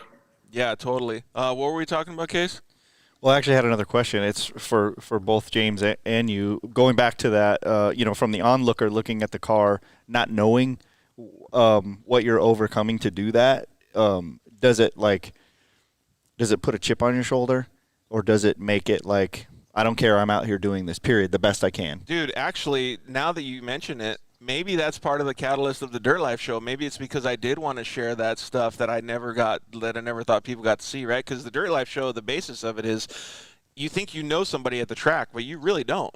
Like, right. You think you know them on Instagram, but you don't. Sure. And so if you can talk to them and you can hear their story, it's way different. So maybe maybe that's true. Maybe there is some truth to what you said. Like, I've sat in the grandstands watching James race, and the announcers do a fantastic job of telling his story. Awesome. But I don't think that it really gets to James's. He's such an awesome dude. I don't think you can do that from the announcer's tower, right? Like, you have to go and talk to him. You have to see him in the pits. You really have to get to know him like we are right now. Right. So, yeah, I mean, like, I don't know. I think maybe there is a little bit more to it, and I think that it should be shown to all the world. Right. And is it enjoyable when those experiences happen? Depends on if you have to get to the starting line quickly or not. Okay. Yeah, gotcha. Especially with somebody like James or me, who it takes 20 minutes longer than everybody else to jump in the car. It's always last minute. Yeah. Always last minute. 100%. Oh, you mean you're part of the Merrill's program? Is that what you're talking about? Jason told me that last night, too, so I'm allowed to say that this time. But, yeah, so you can expand on that, James. Like, what do you think people think when they're looking down at the cars? They probably think everything is just you're a normal race car driver, huh? Yeah, so I'm kind of split on that. What I like about it is the thing I love about racing, especially of course in the way that like I'm able to do is, I mean, George, you remember how it is like when you're in your chair, like everything you do is different than how other people do it. Like you don't even walk through a sidewalk the same. You're not getting in and out of your car the same. So what I love about it is that with the race car where it's not really as noticeable, like I'll chat with like my hits of like, hey, how did you go through turn 2 when there was that wet section? Did you like to go high? Did you like to go low? And you can have the same conversation and you're just the same as everybody else. Yep. And what does feel really good is when people do start to notice that there's something a little extra that we have going on. And then they can start to dig deeper and deeper and to kind of understand more of the story, the car, the engineering, the backstory. And then once they can appreciate that, then it makes it really cool. Yeah. So it's a little bit of both, I'd say, but it feels really good when people notice and care to dig deeper into it. Yeah, and it's still few and far between. Like, I mean, like you always want the top drivers, right, or the top riders and all this stuff. Like everybody likes a winner. But when you start seeing these stories and these things unfold, like it really just puts a whole nother value into what we're doing. Like off-road is so small, but when you think about how much effort it takes for a person like James to run his program, or even the top guys, like there's so much meaning and so many things that happen for these guys to be able to get out there on the track. I mean, the amount of hours that Rob has put into getting Flyer 22 and what's that car called again up there? The Predator and Beefy and the Humvee and all of these things for these guys to race the Mint 400 and these different races and the adrenaline therapy that they do, the Polaris race, like all of this stuff, like it's so loaded with awesome stuff that happens and so many awesome people that make it happen. Yeah. And again, you can't be a pussy when you come into Warfighter Made, but like I remember one time I came in here and Simon, who is a very similar injury to James. Simon is he has an injury that basically causes one of his legs. It's he can't feel it and it goes into massive spasms. Right. So he can't walk with it. Right. And I'm talking about like the function that he has in his daily life or whatever. And I remember coming in and the dude is like on the ground, his wheelchair's over here, and I'm like, oh dude, like what happened? Okay. Like, are you all right? And then like I think to myself, like, no, he's got it. Like he's like better than most mechanics that are sitting on there on the ground because he knows exactly what he's doing. And he's down there, he's working on, he's doing all this stuff. And like when you see that amount and the backstories behind what James does, what happens at Warfighter, what happens at all these pits, at all these tracks, and like just like what James is talking about, when you see that stuff happen, that's the value in the racing because that's the connection that it has with the audience and the people around it. The guys that didn't race might want to race a RZR now, have a daughter, a cousin, an aunt that has these things that they can bring them out to the races next time. I mean, it's so meaningful to all these people. Well, to caveat, I got two stories to caveat off of that. And something that James said about, it's you want to feel like things are normal again, your new normal. Mm-hmm. And, for him to basically roll up in his wheelchair and ask somebody, hey, what line are you taking? Or somebody asking him what line he's taking because he's super fast through a corner or something. Mm-hmm. It makes you feel normal again. Yeah, totally. Or we built a Jeep for Nick Kimmel, who's a triple amputee, combat wounded, 2 legs and an arm. Mm-hmm. And we put a lot of effort into this Jeep. He helped us out immensely, like physically doing work. And dude, that dude is still full wood. Like absolutely, he's like he doesn't let off the gas. Well, he comes in one day and he's smiling. And to know Nick smiles, but he doesn't smile. You know what I'm saying? And I'm like, bro, what's up? And he's just like, I was at a light and somebody wanted me to roll down my window, and I did. And they're like, I love your Jeep. It looks awesome. And that was it. Drove away. And he's like, for the first time, somebody was looking at something other than my injuries. Yeah. And it made me feel normal again. That's right? so cool. And my other thing that I was going to throw out, I totally forgot it already. So thanks, guys. Thanks for listening. Do you have any experiences like that, James, where like you'll get somebody around you that just makes you feel normal, like you don't even have anything to worry about? I would say I'm pretty lucky with most of the people that I have around. I've got great people around me, so it's never like with a lot of my good friends and everything, it kind of just disappears very fast. I never don't really feel normal. I just probably feel like my life's a lot more inconvenient than somebody else's. But everyone does a pretty good job with me, actually, of helping me to feel normal and like there isn't an issue. And you always have that little bit of the awkwardness when you first meet someone. They just don't really know how to go about it. But then once that gets resolved, which usually gets resolved pretty quick, after you end up having a couple minutes of a conversation, then it feels really nice. Yeah, and I can totally get that vibe from James though too. Is like I actually went and had tacos with him in Vegas like a month or two ago, and he's like, "Yeah, I'll meet you over there, no problem." Like meets me over there. He's already out of the car and stuff like that when I got there, and I didn't even think about it. Like, it's exactly like what he said. Like, the curb was really high, and he didn't want to go all the way around, so we just lifted him on the curb. And I remember thinking to myself, like, I don't give a shit if I help him, because I can. I'm stoked. And then I was thinking that he thought it might have been an inconvenience. But then we go sit down and we eat, and we do all of this stuff, and it's, like, totally normal. And I remember leaving going, I'm a better person now. Because I just spent half an hour with this dude instead of some dude that's just talking about complaining about his life. It was so cool. Like, I left and I had a smile on my face the rest of the day.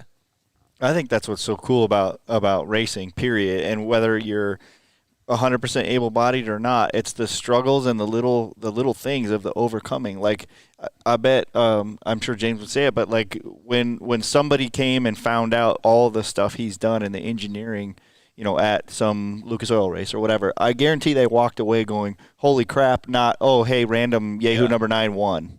Yep. Right, like that's what's so cool about racing. There's so many little stories that. I remember the other thing. The first time I ever went to a Lucas Oil regional race, Steve Beccaro, Steve Wheels, was racing that Odyssey that he used to scream around in.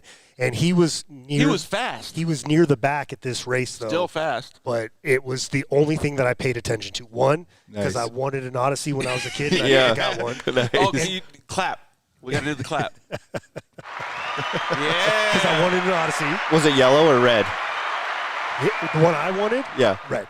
Okay. Oh, you were the red guy. Because remember, way back when, before the Pilot, was the old school Odyssey. Yeah. The yellow one? Yeah. Which was, that one was red. I think they had red and yellow. Yeah, right.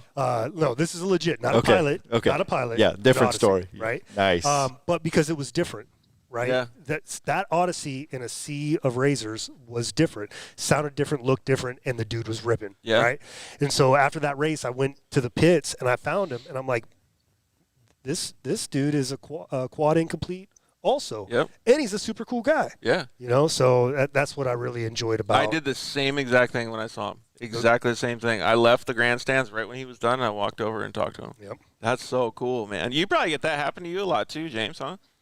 Yeah, it's cool. And what gets really cool is especially when you have people, family members that are either injured in a chair or something like that, and are more curious to gotta show my brother-in-law and things like that. That's what gets really fun at the race too.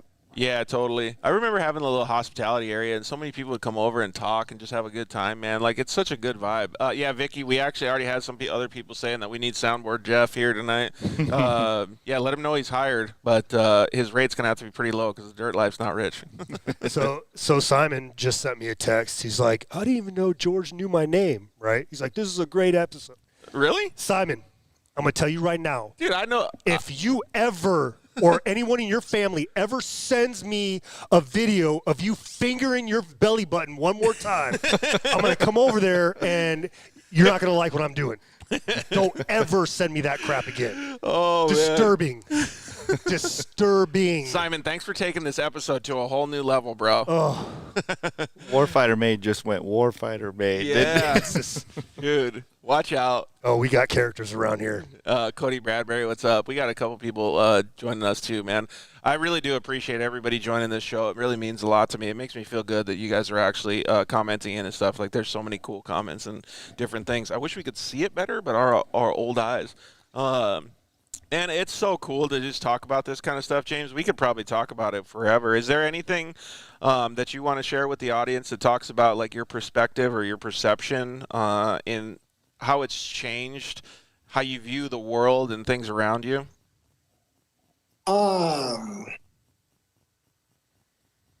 Through my injury, or maybe even things more just lately that I've started to pay more attention to. I think, like Casey said, all of it's a waterfall. It all kind of compiles together, right? Like, so your injury was a clear reset, right? Like, it makes you think different. But, like, as you grow and as things come up, I feel like that's what Casey's been kind of talking about most of the night, is that things just happen. They evolve, and you grow, and you've learned stuff. And now your perception is still different than when you were injured, but it was changed when you got injured. So, I mean, it's got to be pretty open that you can see things clearer than you did before you got hurt. Yeah, I would say one thing that's kind of stuck out to me quite a bit lately, and it applies a lot with racing too. I'm sure anybody that's running a race program, or whether they're on a dirt bike or anything, can really relate to this, is I feel like at first when you get started, whether it's within like your working or your race or just anything, it's like you're trying to do as much as you possibly can all the time. But then you realize you only have so many hours left in the day. So what I'm doing right now is, one, you need to kind of take a little time to wind back and relax, but not in like a lazy way. Sometimes you do need to recharge your batteries a little bit, and just readjusting instead of trying to say, do every race that I possibly can. Try to figure out like what are the most important races to do that I could actually have my car prepped very well to go do. And then also just with my injury too, versus like trying not to make my day too long, to kind of decide, okay, what are the couple really important things I want to do today, and be really good at those. And that's been something I've been trying to figure out the last couple of months. So if you guys have any secrets on how to prioritize life like that and with racing, let me know. That's something that I've kind of changed my perspective on a little bit lately. We were actually talking about this yesterday at the RC car races with one of our buddies, Adam Drake, and one thing that I suggested, and this does not work for everybody, but one thing that I suggested to him was, I've been working a lot over the last couple of years on the dirt life, and I've really not taken very much time for myself. You know, I try to get out there on the bicycle every now and then and stuff, but what I realized over the last probably 2 months, and I'm 2 years into this, so like it took me 2 years to kick myself in the ass for it, but is that I wasn't getting as much done when I was uber focused on it, because I would miss a lot of stuff and I would pass over stuff. Something gets more important than the other thing, and then there's just this big, like, I don't know, it gets messier. And then I was like, I got to go ride my bicycle. I went and rode my bicycle, and I started doing it like at least once a week, and I try to do it during the day, like when everybody else is working, so I don't get bothered and I can shut everything down. And once I did that, I noticed that my productivity and the things that I got done and focused on increased exponentially, probably by like 30% or so.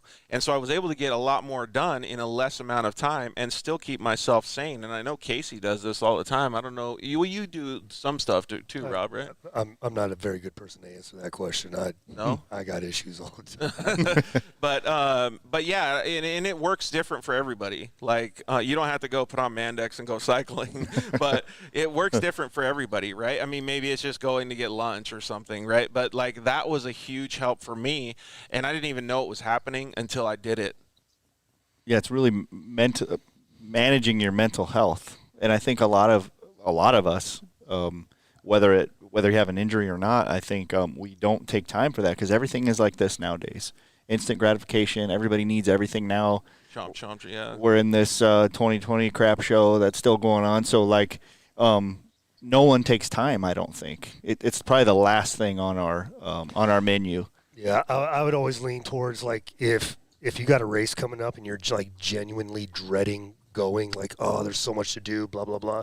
That's probably your body telling you that, you know, you're smoked, Yeah. and you Bingo. know it's kind of a you're taking it for granted type thing. You know, maybe take a couple races off, or Yep. you know, go do something else you enjoy, so you kind of hit that reset button, and all of a sudden you're like, oh man, I've missed 2 races. I can't wait to get back to it, type thing. Yeah. You know, if you're dreading something that you enjoy, that's never really a. That actually is a good good transition into what Casey was talking about then too, because like that's what everything gets so convoluted in, especially race programs or getting sponsored and doing all these things, because social media is so time consuming. Getting your race program up is so time consuming. Like I always tell everybody, they're like, how can I get to racing? And I'm like, just don't do it unless you can physically do it and afford it yourself. Right. Because once it becomes a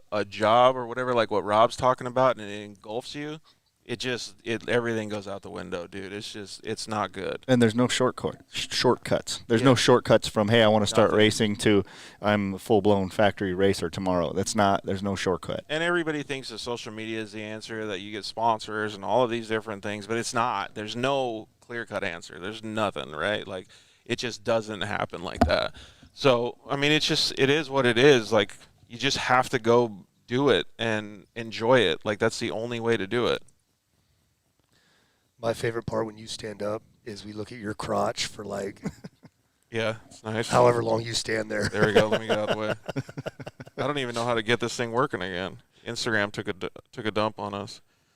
Let me get it going again. It's been taking a dump on us. No. Try again later. Tell us. No, I don't want to do it.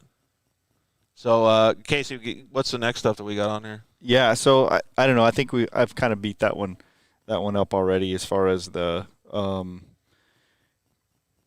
time it puts into, or that you put into it, or how about this? How about we speak to making the right decision for your race program? Because I think a lot of people, when they first start, they think I need to be sponsored, like you kind of just said it, but it's more about, you got to put the time in, and then running your race program or whatever it is you do as somewhat of a business. Like you wouldn't take a shortcut on the wrong part just to be sponsored. Dude, right? Instagram is really annoying right now. I don't know if it keep talking. Yeah, just to that point, I think I can relate it to the RC world, whether that means anything or not, but I think it applies. Is a lot of times we see people want to have that status instead of actually Earning it, right, without trying to be, too much of a jerk about it. But that's really what happens. And it seems to me that if you treated your race program or whatever it is as It was working? as a business, let's just throw a number out. Let's say you spend $50,000. Maybe $50,000 is your race budget for the year. Would you put a part or a tire or whatever it is that's not the best just so you could have the status? Well, that wouldn't make business sense, would it? So now you're at a race and you don't have the best thing that you could have bought, and you're technically you're washing out the rest of your investment. Like, that doesn't make sense. Rob's a massive proponent in this. Like, he actually does. Actually, you know what? Can we go to a commercial break first and then finish this up? Because I want to talk how you deal with those sponsorship things. All right. So YouTube and Facebook, we're going to commercial break.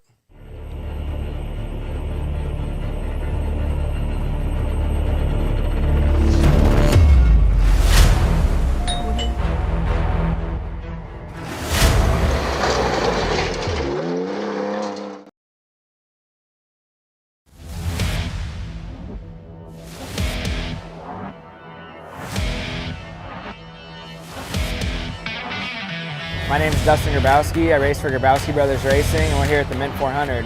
Motul joined on board about maybe 3 years ago, and ever since they've come onto the team, we've had great success with their oils.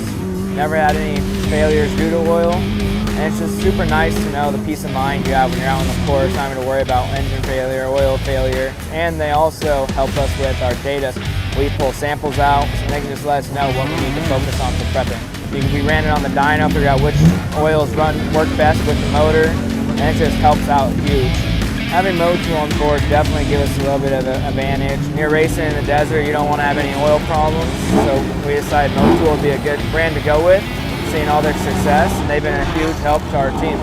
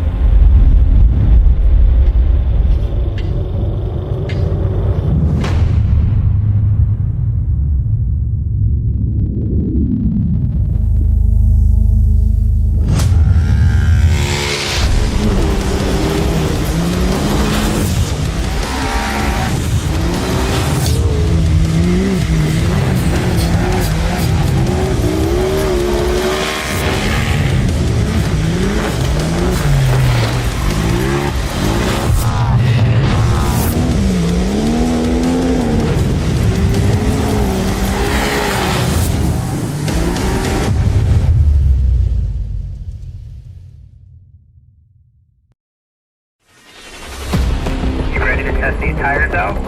I was born ready. Let it rip.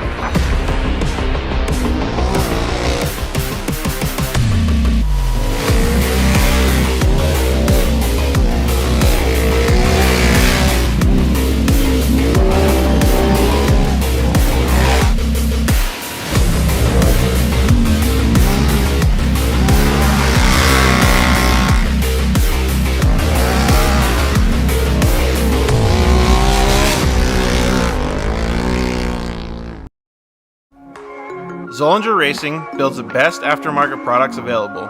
Products for your UTV or snowmobile, including billet radius rods, billet tie rods, billet steering knuckles, billet steering racks, alternator kits, and much more. All manufactured in the United States in-house at their headquarters in Nibley, Utah. Travis Zollinger and his team test in some of the most brutal conditions, racing in places like the Best in the Desert Mint 400, Ultra 4 King of the Hammers, UTV World Championships, and many more. Visit ZollingerRacingProducts.com and use the code DIRTLIFE to get 10% off your next purchase, and join us on social media at Zollinger Racing Products to see our products in action.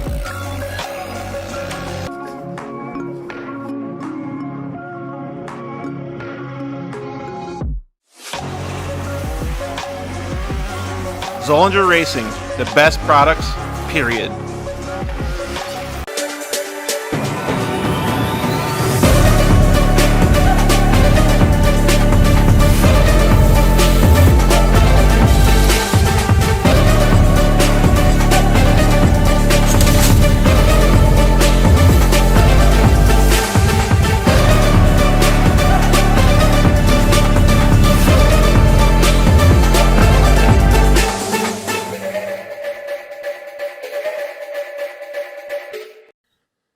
Yeah, finally, we got Lance from Solderweld in the studio. Thanks for coming down, bud. Hey, why don't we just record a commercial now? Yeah, why not? So good to be here, man. It's been a lot. I've trying to get down here forever, and I wanted to talk about the off-road kit. Dude, I love those things. I got it in my pack. Yeah, we're running hundreds of vehicles now running them, whether it's a UTV or some guy's got it in a backpack on his motocross. He's got everything he needs to make a fix right there on the fly, out on the trail, or in the desert, whatever it is. Well, since I've already used one, I kind of know what to use it for, but explain what it does. All right, so let's pull one out real quick. You've got your aluminum rods. Remember, they're rods, right? So, light torch, small torch. You can throw it in there or throw it on the rig with your flux It decontaminates and cleans like let's say a radiator. You get a random rock chip runs through as you're racing. You get a rock chip in a radiator. You got to fix it right there, or you're out of the race. You can patch it up You can patch it up. It's all good to go. Yep, just like welding. Yeah. Also, as well with that, you've got a brake line fix. So with your flux, you can fix a brake line, stainless steel.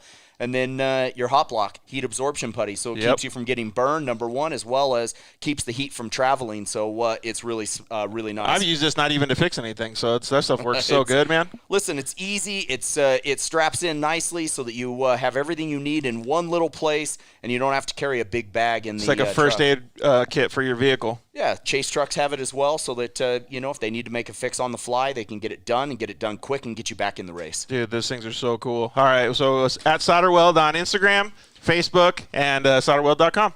Awesome. All right, thanks, bud. Appreciate it.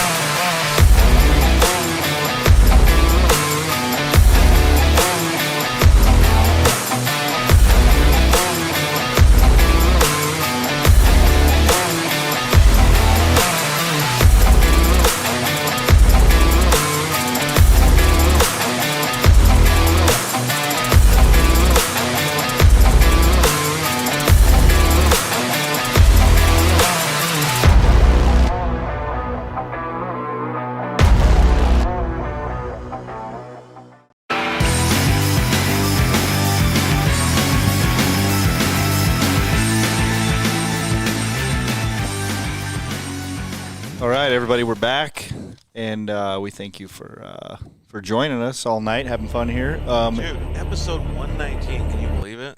It's pretty insane, because I remember when we were like, hey, dude, it's like 19. Yeah, we're stoked on that, right?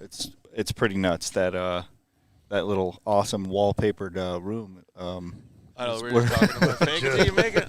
Yeah, fake it till you make it. That studio was actually pretty cool, though. I still like that studio. It was pretty awesome. What were we talking about? Sponsorships? Oh, yeah, we were going to talk about what Rob was going to – well, I was going to give an example of what Rob was saying, too. So hopefully Instagram's working because it's the iPad and Instagram's being a little B right now. So yeah, so I'm on Instagram Live. It is working, but for everybody that's watching us through Instagram, we can't see anything on the iPad.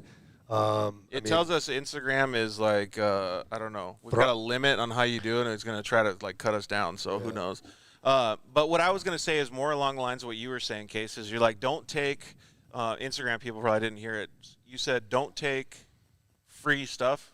Yeah, I think it seems like everybody's this is the new school. It seems like as soon as you get into something, you have to be sponsored. But I guess the counter to that is you don't have to be sponsored. It would be better to go do the best you can. Make sure you love doing it. That's why you're doing it. Right. And then building your treating it like you're like a budget, like a business. Like you wouldn't sell out for a subpar product just so you could have your name on the back of your shirt. If it actually affects your racing program. Right. Like that's kind of where I'm getting with that. Yeah. I'm just texting James. Thank you. But yeah, so what Rob does is he does it a little bit different. So this is a good thing for everybody to be able to understand. And this is kind of how I operate in my program too, is if you're going to race and you're going to like have your own program, it needs to be self-sufficient no matter what it is, right? Like if you ask Rob, has Warfighter. They operate on donations. They get as many sponsorships and as much help as they possibly can. But if all of that went away, he would minimize what he's doing. He would have fun with it, and he would still help as many people as he possibly could. So the whole business regimen is still the same, right? No matter what it is. But what he does, though, still is if he wants to get a sponsor, he goes, you know what? I love your product. Let me buy it. Let me test it out. We'll see what happens. And then if we like it and you like me and you see the stuff that we do with it, there's a possibility that we can work together. Right. And because I would imagine, just to ad lib here, you're not opening the door to like every Tom, Dick, and Harry to like Because you're putting your name on it and your people's name on it. What this started with was PRP seats, and the owner at the time, Aaron Wedeking, we were talking one day, and he's like, Rob, I get inundated with people that have the next greatest thing every single day, and all they want is free stuff and, blah, blah, blah. Right. And it's just easier to say no than it is to look at each and every deck, proposal, read every email, so on and so forth. It's just easier to say no. Yeah. And I was just like, well, what if we came in and offered to buy everything, and if we then do what we said we were going to do, then you can donate that money back to Warfighter Made. And he's like, man, even if you just offered to buy it at wholesale or something like that, like dealer cost, that would be ideal, right? And that's what started a whole new program for Warfighter Made, where you get to approach somebody and say, hey, like your product, we're going to do X, Y, and Z with this. We don't want anything for free. Sell it to us at your wholesale price. And at the end of the year, when at the end of us accomplishing everything that we said we were going to do with your product, you can go ahead and donate that money back to us because we did what you said. It's a win-win situation. Yeah. If we're not able to accomplish what we set out to do, you didn't lose anything. Yeah, we still paid our way. And we're still going to promote what you did for us and so on and so forth. I mean, just think about it like if you're at the gas station and somebody comes up and asks you for money, you don't want to give it to them, right? But if somebody comes up and says, hey, do you need help doing something? Like, I see you drive a van. Would you like me to go unload it with you at the next location or drop-off that you have?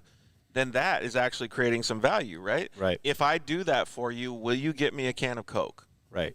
Will you give me $5 so I can go get a sandwich? Right. Like, that's a transaction that is completely okay in most people's mind, right? I mean, like, considering the dude's not a crazy person, but like, Sure. Like that's an easy way to think about it. But most of the people that what you brought up, taking free stuff, like most of these people just think I got to get sponsored. I'm going to take whatever it is, or I deserve this. No, nobody deserves to be sponsored. Well, what is the perceived value? There's nothing. There's that word again. There's nothing. But back in Rob's instance, that is value. Like you've built value with that relationship. Like, hey, I'm not looking for anything free. This is what we're going to do. If it doesn't work, high five. Nobody's out. We're moving down the road. 100%. And that's the perception that people need to understand is like there isn't any value in off-road racing. There is value if you create that value inside off-road racing, if you have value in your race program, but you have to create that first before anything else happens. I have a story, exactly what you were just talking about at the gas station. I'm at an Arco station in Marietta, and an older man, like at least in his 70s, walks up to me and he's like, "Excuse me, can I wash your windows?" Yeah. I'm like, "Excuse me?" And he's just like, my wife and I are on a fixed income. The catalytic converter is going out in my car, and I just need to make some more money. Right. And I was like, well, tell me a little bit about your history. And he was like, well, I'm a Vietnam veteran in the Navy. I never saw combat. I was just offshore, blah, blah, blah. But I was like, say no more. Guy's name was Don. I was like, Don, here's my business card. We're going to go ahead and buy you a catalytic converter. And then Adam Fitza cut it out and welded it up right here. Everything was free. And it was just like, because you were trying to do something, we, saw the deal. It's just like, man, we're going to help you. Yeah, he created value. But cool is that. The best part about that relationship is, and that story that Rob's saying is, now that transaction happened, and I don't mean transaction like I'm being unsensitive, but that's a human interaction that happened. Sure. That is going to pay itself forward naturally. And that's exactly what you're looking for in marketing, right? You want a natural connection with every single customer or whoever you have, right? And that dude is going to go and talk about Warfighter Made to all of his buddies. Absolutely. But the cool thing about it is because it happened, organically, that's a buzzword nowadays, is that you did that right from the heart, because this is what this place stands for. So it will breed this next bit of, who knows? Like you said, he's going to tell 10 people, 10 people, 10 people, 10 people, and the next thing you know, who knows? But that same mindset is what can work in a race program, right? So if you feel like that you have something to offer, go and tell those people that same thing. You don't have to send a resume, a big deck, and all of these things to tell those people. You can go and tell them, like, you go to Mint 400, you go to Tech and Contingency, you see one of the people you want to get sponsored by, you relay that type of information, and you say these things like what Rob's saying. You give to them before they give to you. Those things are the perspective that you need to have to be able to have a long, successful relationship with anything you do. It doesn't matter if it's off-road racing like we're talking about. It could be, I don't know, wiffle ball, whatever it is. Sure. But that same perspective in life goes very, very far. Well, and then again, with as soon as you've put yourself out there and you've proven that you're in whatever it is you're trying to do and your heart's in it, someone who's big in the industry is going to see that it's not fake, because it's so easy to just start it tomorrow. Hey, we're going to go off-road racing. Well, is that just the next flag in the wind? Are you just sailing around, or is that really what you want to do? So my point is, these big people in the industry are going to see someone helping people out, and they're going to naturally want to, rather than look through a stack of, hey, give me free stuff. Yeah, 100%. Right? So I want to talk about this. Let me turn my phone volume down so I can see what Chuck said. So Chuck Foreman from Pro Eagle Jacks just commented in, and I actually had a conversation with Chuck about this the other day. He said, yes, if you can't race on your own without a sponsorship, don't race. Yeah, right. That's just it, right? Like, and that's the harsh reality. It's not anybody beating anybody up. It's how it is. We got 3 Pro Eagle Jacks floating around here because I went to Chuck and said, listen, I'm not asking for anything for free, but we want to run your product. Can you sell your product to us at a discount because of who we are and what we do? And he's like, absolutely. Yeah, exactly. And that's what he says here too. He says, but also don't go after a product that doesn't improve your race program. There you go. Like what you said. That's Absolutely. what Casey was saying. Absolutely. It's huge. And again, I know it's on a little, it might seem like small potatoes, but like in the RC world, like that's a real thing, and people do it all the time. So translate that and move it to like this budget. Like I don't even know what that's a Pro 4 budget or a exactly. UTV budget, thousands, hundreds of thousands of dollars. Like you'd run the right tire, right, or the right fuel cell, or et cetera, et cetera. And one thing that I want to also state too is like the couple things that we've said, I feel like I might be negative when saying like, and when Chuck was saying like, don't race. That doesn't mean that we're being negative about it. Right. Like we want everybody to be racing. We are the dirt life. Like we love being out in the dirt. We want everybody to go out there and do it. Rob would love to have 30 more vehicles here to support that many more veterans, right? Sure. But it's limited to what you can handle and in the way that you can put it out there, right? So well, adjust your focus, because you sat in that Pro Light, and I'm sure you were like, hey, where can we sign up? But you were like, I can't do that right now, but what I can do is that. Yeah, exactly. So I'm going to focus on that. Yeah, 100%. That's why UTVs are growing so big, right? Sure. It's because people can like go finance it and actually do it. Jason Merrill just came over and said, free can cost you money. Yeah, dude. There, thank you. 100%. Absolutely. And so, like, to tie it all back together, like, I want everybody to be at the races, but I think you should be at the races for the right reasons. Right. Everybody at the races wants to win. Everybody. The last place guy wants to win probably just as bad as the first place guy, right? Right. There are some little things that details, but, like, nobody is always the winner. Right. Like, there's only one winner, right? And so you have to gauge yourself on where you're at and make sure that you're doing it for you. Make sure that you're doing it for yourself. And this is where it's so meaningful for me to be able to have these conversations on the Dirt Life show, is because every single time I had to pivot, I've lived 4 different lives already in my short time here on Earth. 4 different lives, had to pivot completely. Like even now, the Dirt Life exists because I couldn't see the computer to do computer program anymore. I still can't to this day. Since I crashed April 7th, 2019, the only website I've built is to help my sister, and it took me forever. I still can't make money doing that, so I had to pivot, right? But each individual one of those pivots made me think and appreciate the things that I was doing, and knowing that I was doing them for a different reason than going out to get sponsors. I'm doing it to make me happy. I'm doing it to learn more things. Like, You can't just go out to the racetrack thinking, I need sponsors and I'll win like that guy. Right. You have to do it for the reason that's going to make you happy. Right. Yeah, agreed. It kind of reminds me of when you were first going down the path of, doing your 747 view, your 30,000 foot view. I guess that ages me, huh? There's not 747s anymore, is there? 737s maybe. Yeah. Anyways, you were given the 30,000 foot view, and what I wanted to say is, if you don't mind, can you go back to that point where, because I think more people would be interested in this. You're at a point now where you realize in this bed or in the ambulance or whatever, when you first broke your back, like everything changes today. Tomorrow is a total different everything. So how do you get to the point where you're like, hey, I think I want to be a computer guy? That's actually kind of tough to answer because it's almost a forced decision, right? Like, what do I do next? And then you have limitations and you got to do it. So I was sitting in the bed. Actually, this is probably a good whole little story to bring up is I broke my back at Glen Helen Raceway, racing the pro class at a national, but I was in practice. So they take me to the hospital. And when I get to the hospital, that's the first time on paper I died. They called my family and they're like, we don't know if he's going to make it. He's got so many broken bones, think he's bleeding internally, like all this stuff. And so once the priest walked up to me, that was a swift kick in the ass and saying, you need to change your perspective because this might be the last time you ever talk to your parents. So right when he said that, I talked to my parents and I said, you know what? I love you guys. I'll see you when you get here. Because that's what gave me the willpower to, in my mind, be put to sleep but awake afterwards, right? Mm-hmm. And then when I did that and I did wake up, and the doctor walked into the hospital room, and the first thing he said was, George, you're never going to be able to walk again. And I looked at him, I gave him the middle finger, and I said, fuck you. He turned around, walked out, and I've never seen the doctor again in my life. That was the last time I ever saw him.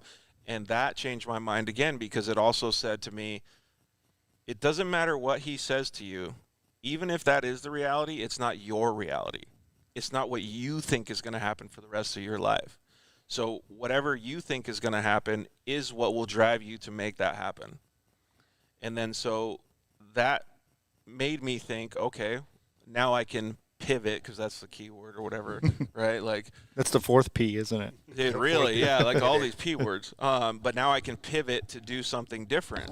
And so I guess I was kind of forced to do this. Like I'm saying, like my family come in and what do you want to do?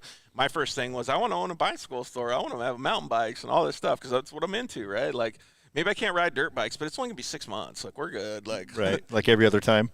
You're naive. You don't really know, right? Sure. It's like, and then so they're like, no, like don't be an idiot. Like you got to figure something out. If you're going to be in a wheelchair for a certain amount of time, that's cool. You can have this vision of getting out of the wheelchair. We will support every single thing that you want to do. But for the meantime, you're going to be sitting down. Computers are kind of cool. Go do that. And I was like, no, computers are stupid. I don't even know how to type on Microsoft Word. Like, I can't do that, right? Like, figured it out. Yeah. And then so they're like, all right, well, don't go to do computers. Just go and see what the university thinks you're good at. And so I went down there and I took all these college tests, and they were like, sorry to tell you, George, you're mechanical, you're logical. You would fit very well into the computer science program. Like, you should probably try this. I don't want to be that guy. And then so I was like, you know what, fuck it, I'll do it. Like, maybe it'll offer me something. But I hated school. So I got all my degree and everything done in 2.5 years. Just went for 12 hours a day, every day, weekends, all that stuff. Just knocked it out. Get her done. So I could get over there, like I said, to California and have some fun and doing all that work. But those things, like to answer your question, pivoting and making those decisions and understanding and being able to move through that decision with help from people and understanding what the future has for you as much as you possibly can, even though I was naive, is what guided that for me. Mm-hmm. That one single learning experience made it that much easier the next 3 times that I had to pivot. Right. So it's still growing and turning, like what you always say. Yeah, sure. And I guess kind of why I was laying the ground rule or the ground work there is because I know you kind of glossed over, but these these this leg brace thing is like huge, and I don't know if everybody knows about it. Like, it's pretty inspiring to me that through all this, there's this piece of, because I know how liberating it was for you to have that doctor say, hey, I've got a product that we could try, and it'll help you get rid of these arm braces or crutches to where you can, right, and the next thing you know, now you're riding again. Well, it actually goes a little bit deeper than that. So still to date, I use ankle braces to walk around. That's why everybody's probably seen me walk around, and whoever hasn't, like, please look at some of the videos on my personal Instagram page and stuff. But I walk like a penguin now. Like, I don't walk that good. The process was going to forearm crutches and doing all these crazy things. There's a lot of details behind it, but I've never been a proponent to sit around and let other people tell me what to do or guide me in the direction. Obviously. Yeah. But, and that, I don't mean that as something that I'm like patting myself on the back for. I mean, this day and age, and I'm not going to get into the whole medical problem, right? But this day and age, you have to be your own doctor. You have to go forward the way that you want to and see things differently than what you're told sitting in the doctor's office. Right. So every time I got an answer, I always said, no, that's not the answer I'm looking for. I'm looking for something else. What I want to do is different than what you're telling me that I can do. If you're telling me that I have to brush my teeth with my right hand, I'm probably going to do it with my left hand. But it was a good milestone and a structure to be able to understand this. And they told me that I wouldn't walk again, that I would be stuck in the wheelchair. And I said, no, that's not the way it's going to work. Is there something else that I can do? Not one of the doctors ever told me I could have leg braces. I went and figured it out myself that I could have leg braces. I saw somebody walking around with something similar to this ankle braces that I use now, and I said, I can use that. And then my grandpa, he even built me this little rickety machine that was like a bicycle that moved my feet up and down, like, because I couldn't do it, and it would move my feet, and I would pedal it with my hands, and it would move my feet. And like all of these different things made me think that what you're told is not what's really going to happen. It's what you tell yourself. And then so with the leg brace stuff, I figured out how to get them done for me and structured for me through different ways of looking. And then finally, when I figured it out, I started being able to kind of walk, and I used those forearm crutches. Yep. And like walked around, and I did it for, I don't know, probably another 5 years or so, I don't know, whatever it was. It was a long time. And during that whole time, like, I was going to school, like, I was doing all this stuff. So every single thing was a pain in the ass because you can't carry anything. You can't set it on your lap. Like, I give Tanner Godfrey so much props because, like, the way that he goes, he doesn't even use leg braces. He just uses canes. Like, you can't carry anything. That's so sucky. Like, it's so hard to live life without carrying anything. And, like, even in a wheelchair, you can set stuff on your lap and, like, you can move around. He doesn't do any of that. So it's like, all of those things and the way that he lives his life and all these other people is really mind-blowing to me. So when I saw the opportunity and I saw other people walking around with these leg braces, even like an older lady, I knew that she had a heart attack. She couldn't move her left leg very well, or her left ankle, so her foot would just fall to the ground. She had a leg brace on like this, but you could tell it wasn't fit right. And I knew that because of the experience that I had been through.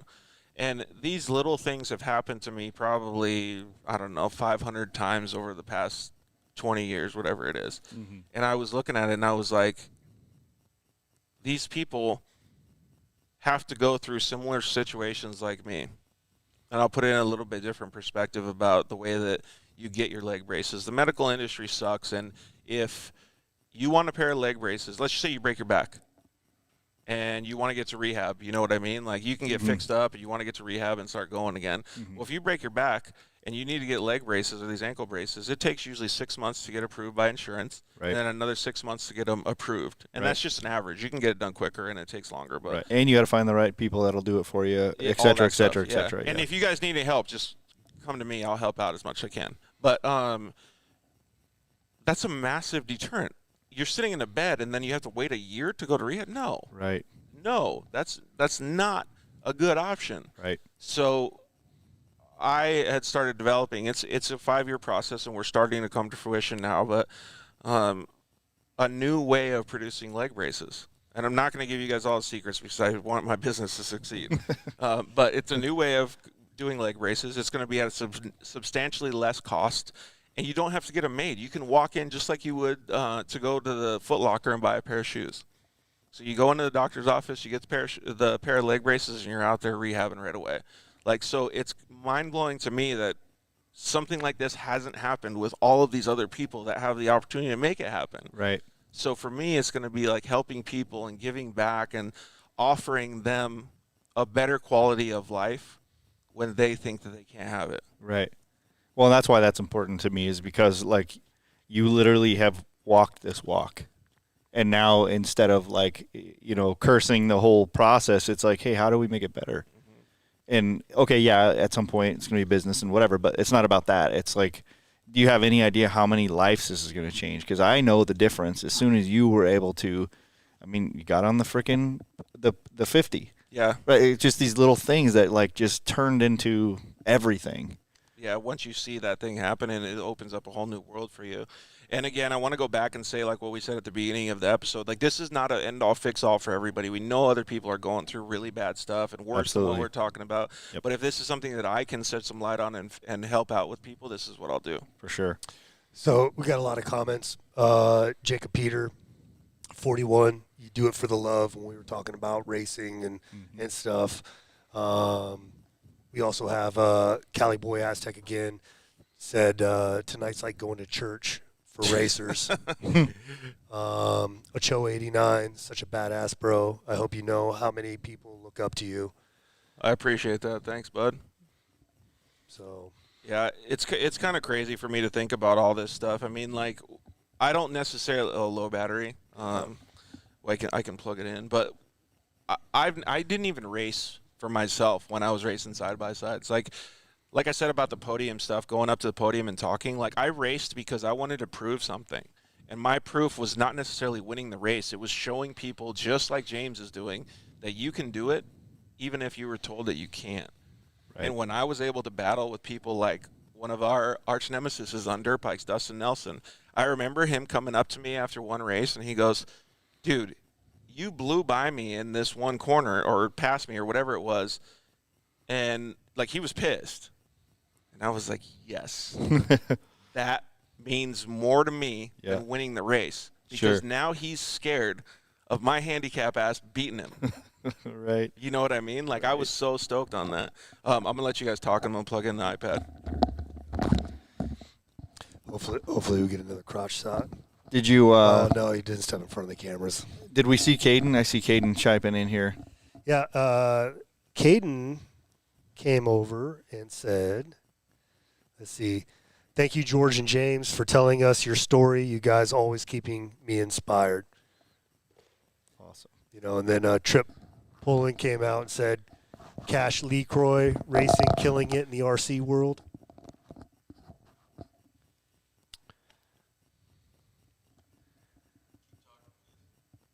Yes, let's see. Chuck. Yes, if you can't. Oh, yeah, here we go. If you can't race without a sponsorship, don't race. We kind of touched on that. But, yeah, totally agree.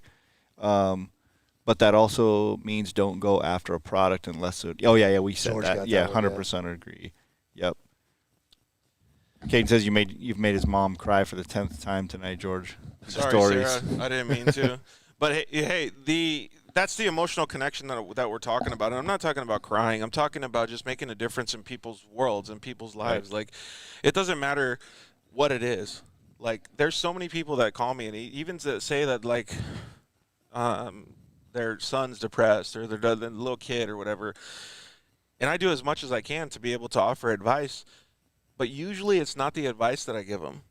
It's a story that I've been through something that really connects or resonates with them, right? Like, and it's not even a winning story. Like, I don't tell a kid, I went out and won this race and he changes his mind. Right. I tell him, hey, you know what? I broke that same ankle too. It took me a while to get, like, back on the dirt bike, but I did. Right. And I had fun when I got back. I got to play with my friends again. Right.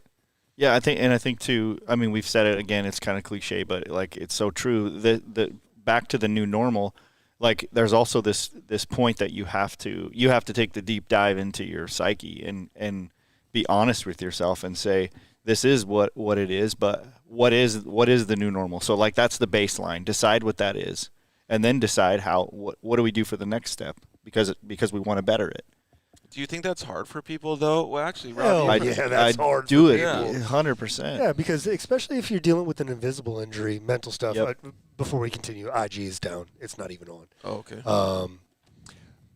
If you're dealing with the invisible injuries, like Casey said at one point, it's almost it's really hard to deal with because you're having a quote unquote episode, and people are looking at you like, the hell's wrong? There's nothing wrong with you. Right. Look at this guy over here who's missing both his legs. He's Right. fine. What's wrong Man with up. you? Right. Yeah, right. And it gets Warfighter Made was founded by 3 guys.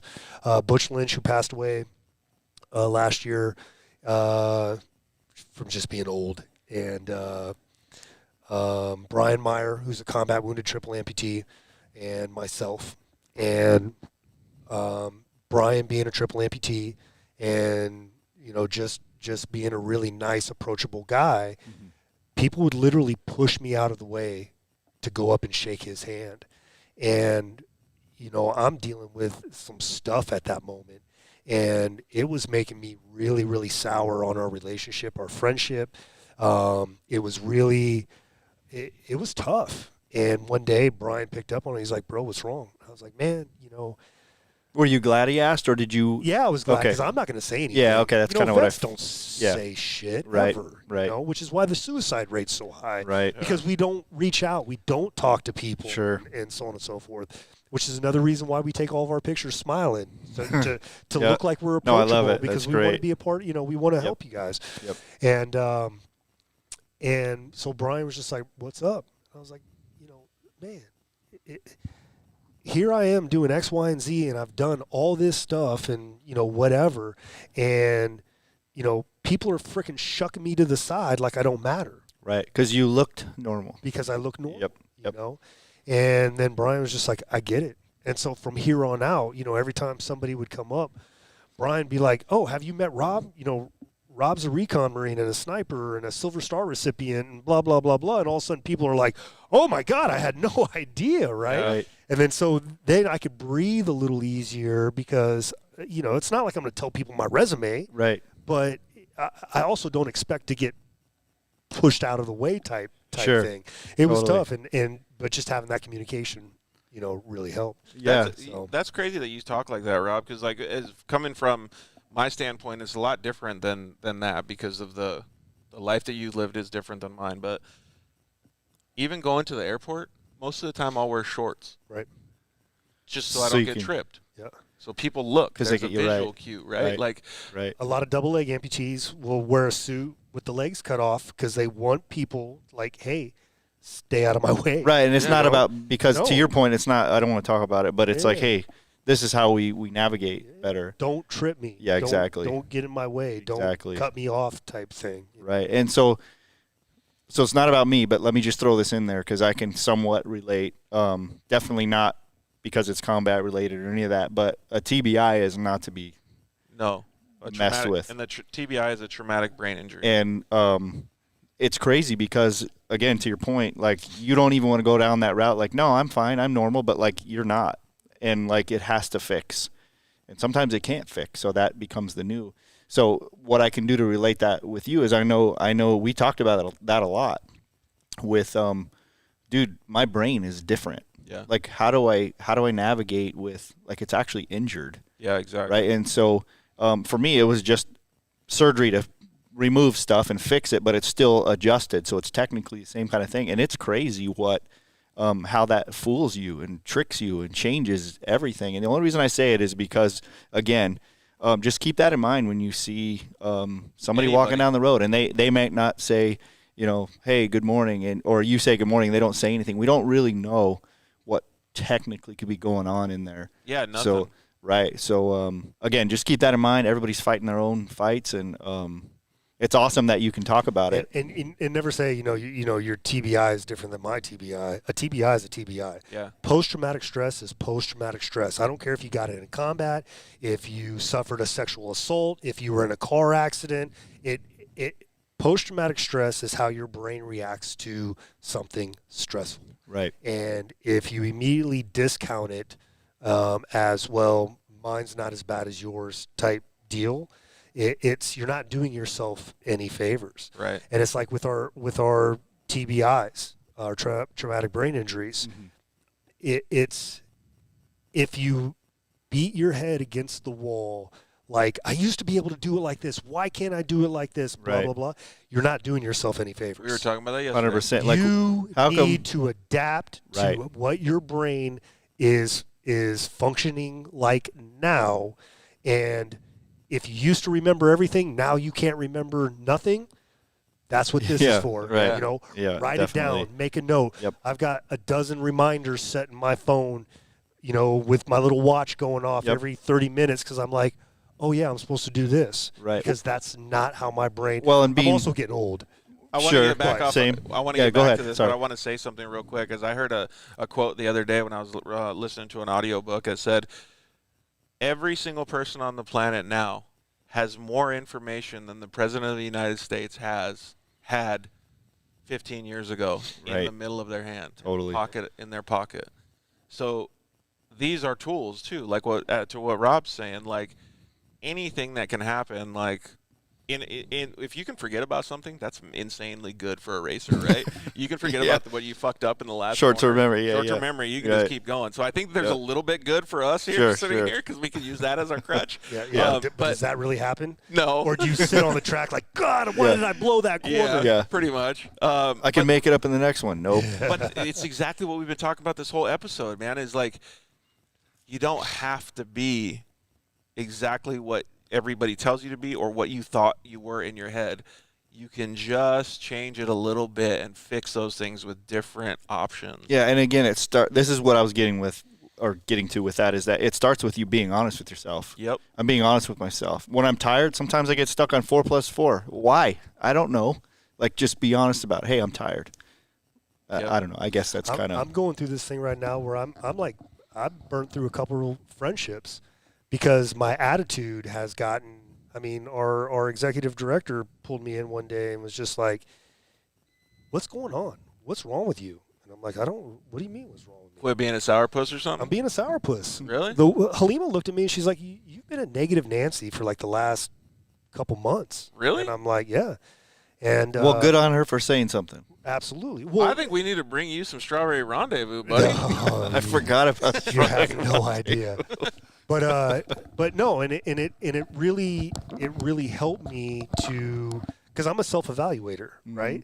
And if when somebody calls me out on something that I don't think I'm doing wrong, right? And then the wife says it to me, and so obviously I need to change something, Right. I can continue to beat my head against the wall, or I can look back, see what's going on, and kind of reevaluate and fix the situation. Yeah. Which is now what I'm trying to do. Right. That's cool. You know, going back to therapy and everything. Surrounding right? yourself with the That's- people that you need to be surrounded That's such by. a good thing that Rob's just talking about, though, because that's what we've been talking about this whole episode, is just helping yourself, like, and having a different perspective. Unfortunately, Halima and a couple other people had to bring that perspective to light, but that's fine. Well, yeah. If you don't know if it's normal to you at the time, it's normal. Yeah. But if those that care about you are seeing a difference, and because they care about you, they call you out on it, then there's some self-reflection there. What's going on? Yep. Why? And if multiple people are saying it, it's true. You know, got to do something about it. Instead of, like, I don't want to be this, I have a Dr. Phil episode, but that's a good point to bring up. Like, anybody that's watching or going to listen to this show later, do that for your friends. Like, totally Yeah. help them out. Do it for Right. us. Like, if you Yeah. see us or whoever it is, even just help other people. Like, Yep. that's just such a good thing to do. And I want to say thank you very much to everybody that's watching. Like, you guys are our lifeblood, man. So thank you for continuing watching, even though Instagram's being a jerk. Just be genuine when you say it, because I've got the tendency to be a sarcastic, like I'm trying to be funny, but I'm also a very sarcastic individual.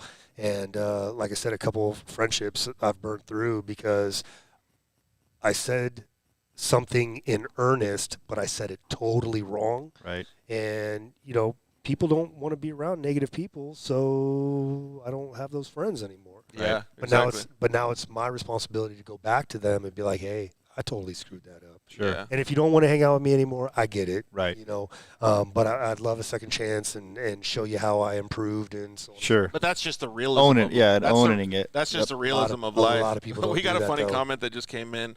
Living life to the fullest, fullest free said, "I think we should just have more fist fights in the industry."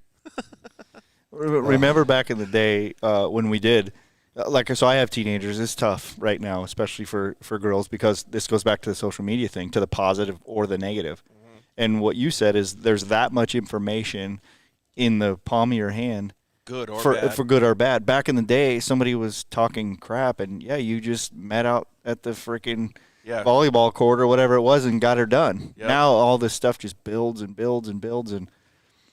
Anyways, it's But the whole social media thing is different. Like I just strongly recommend anybody that's listening or anybody that looks at social media, just use social media for what you like it for. Right. Don't use it for any gratification. Don't use it for anything else, because the value is not in what is provided there. Just use it to have some fun and look at it. Like even me, like I do social media so often, but I only look at maybe the top 2 or 3 things that come up there, and then I post. I don't get stuck in it because it's too much of a vortex. Like you get sucked in. I'm gonna tell you right now, I get sucked into social media, and it is causing my negativeness. There you go. It is really, Yeah. you know, because then all of a sudden I'm like, why did this person post this and got all this, and we're doing this and got nothing, and so on and so forth. Yeah. Imagine how it is. I mean, being a grown man compared to a teenage girl or something. You know what I mean, or a teenage boy, or whatever it is. Yeah, like. So, I'm not going to keep going on I it. lose Like sleep over it. Yeah. It's stupid. Dude, you can't. Just focus on the muffler guy.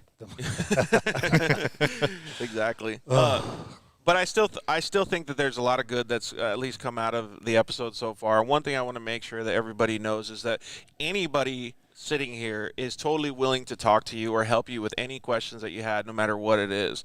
Like if it comes from breaking bones all the way down to social media, like we're all happy to help you. We might not check our direct messages all the time because we get sucked in, but when we do, we'll try to help you as much as possible. So you guys are more than welcome to reach out to me or anybody here.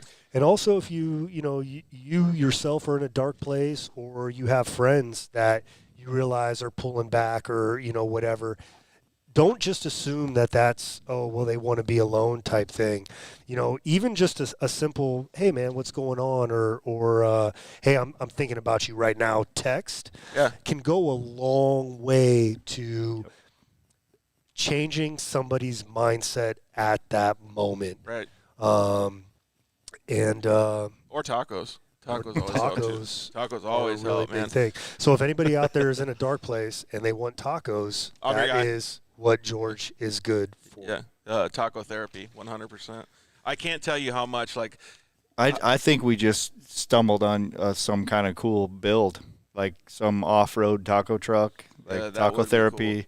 Oh, dude, I am so down. Taco therapy would be so cool. But I do want to say this, though, that, like, that was one of the meaningful points. Like, I talked about Cody and everybody helping with that fundraiser for me and being able to get me teeth and stuff. Like, people always ask me, they're like, dude, why the fuck do you post so many pictures of food and stuff? Well, dude, I couldn't eat for almost 2 years. Right. Like, I couldn't eat good food. Like, so now that, to me, is the best thing on the planet. You could buy me a diamond ring, and I would go trade it in for tacos.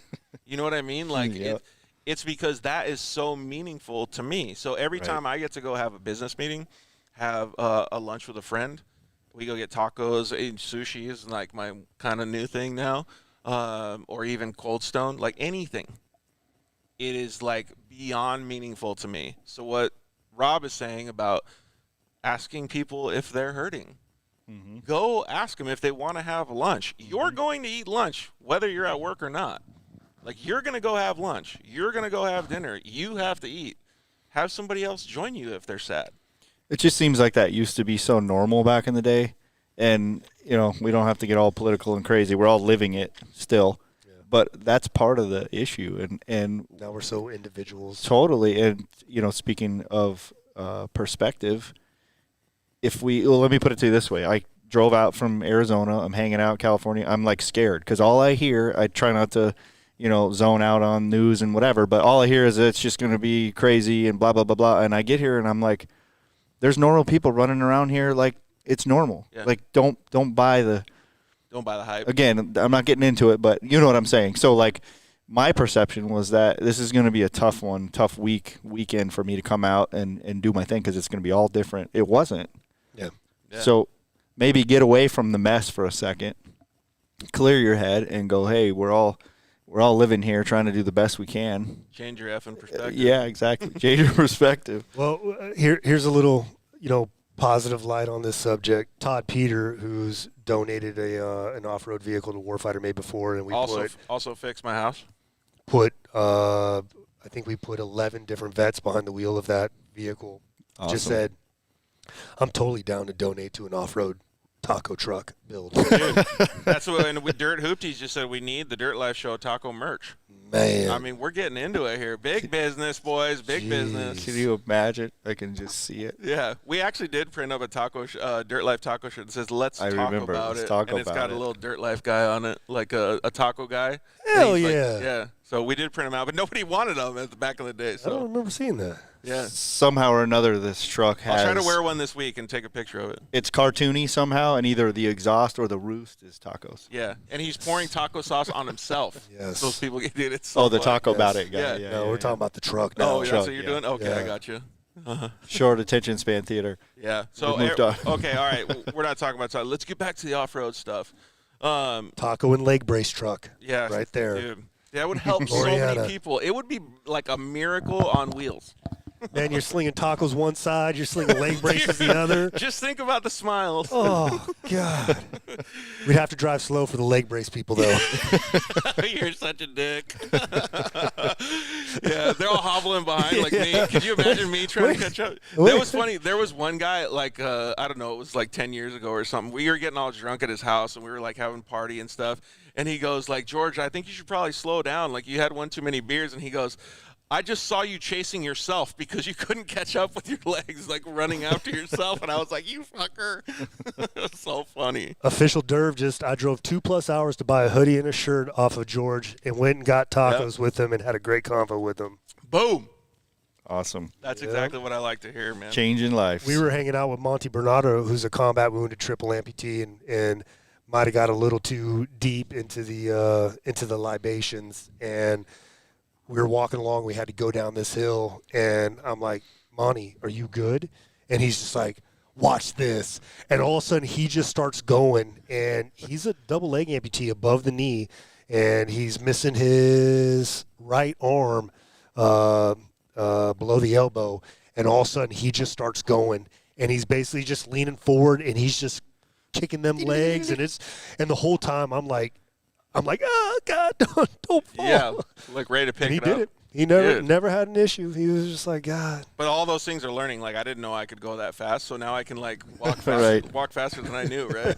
Well, let me ask before we get into some of the other questions, Casey. If you guys have any questions right now, Rob's watching, I think, the Instagram, and I got the Facebook pulled up too. So if you guys have any questions, throw them in now because we can actually see it. So we're not trying to bypass you all. And if we haven't answered your questions or comments, we're really sorry. But you're more than welcome to ask now too. So a Razor taco truck, John said, like the ice cream truck. Yeah, that would be pretty sick.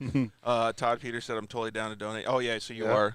Which one are you on? Are you on Facebook or Instagram? I think I'm on IG right now. Okay. So you stay on Instagram. I'll stay on Facebook. Instead of the ice cream music, is it like mariachi music? Ooh, that'd be good. I always wanted to start. Yes. I always wanted to start a mariachi band and call it the Tequila Rippers. Oh, man. You want to be part of it? Hell yeah. You want to be part of it? Dude, I just want to be the guy that does the with the maracas. Yeah, the maracas. Oh yeah. That's my guy. What other stuff do we got on the roster, Case? So I like this. We kind of touched on it, but let's dive in a little deeper. So you're a product of your environment. Even the best people can be dragged down if you're in a bad environment. And along with that, you can tell a lot about the type of person you are by the friends you hang out with. Yeah. If your friends are all less than desirable, you're not bringing them up. Right. They're bringing you down. Yeah. That's a good one. And if you look around the and law of numbers, right? all your friends are lifting you up and like what we try and do here at Warfighter Made, it's I mean, my friends looked at me and was just like, what's wrong? It's awesome that you are surrounding yourself with these these kind of people to do that. Well, that kind of brings me to another little side subject of that, and people talk about this all the time, and I'm not the dude to preach, but society is so soft. I would like when people being here at Warfighter Made, it makes me feel comfortable, right? Because they don't treat me like anything's wrong with me, and they don't pussyfoot around. I love the truth. I want people to tell me the truth, and whether I can accept it or not, that's on me, right? You know what I mean? I'll never forget the time he showed up here, and he comes in. I was like, George, what's up? He's like, oh, my back is killing me. I was like, you ain't gonna get no sympathy here. Shut the F up. It's okay, cool. But that's made me feel right at home, right? And I wish that more people would do that. And if anybody's that's listening, says that they're have a talk with the people around you and tell them, just be like, hey, you know what? I kind of feel like I need to be a little bit more aggressive in my thought process. I need to be doing these things. Do you guys think that'd be cool if we all kind of work together to be able to do that and change our mindset, become a little stronger of a person, and go for these things that we're doing and build your whole group up, like Rob said. If all these people are bringing you down, either disconnect or build the group back up or whatever it is. Yeah, the harsh reality.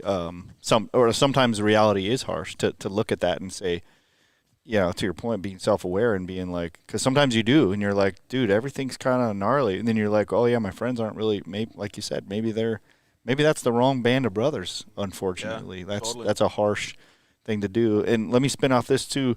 I was just kind of thinking through military stuff. A lot of my family is military, so I understand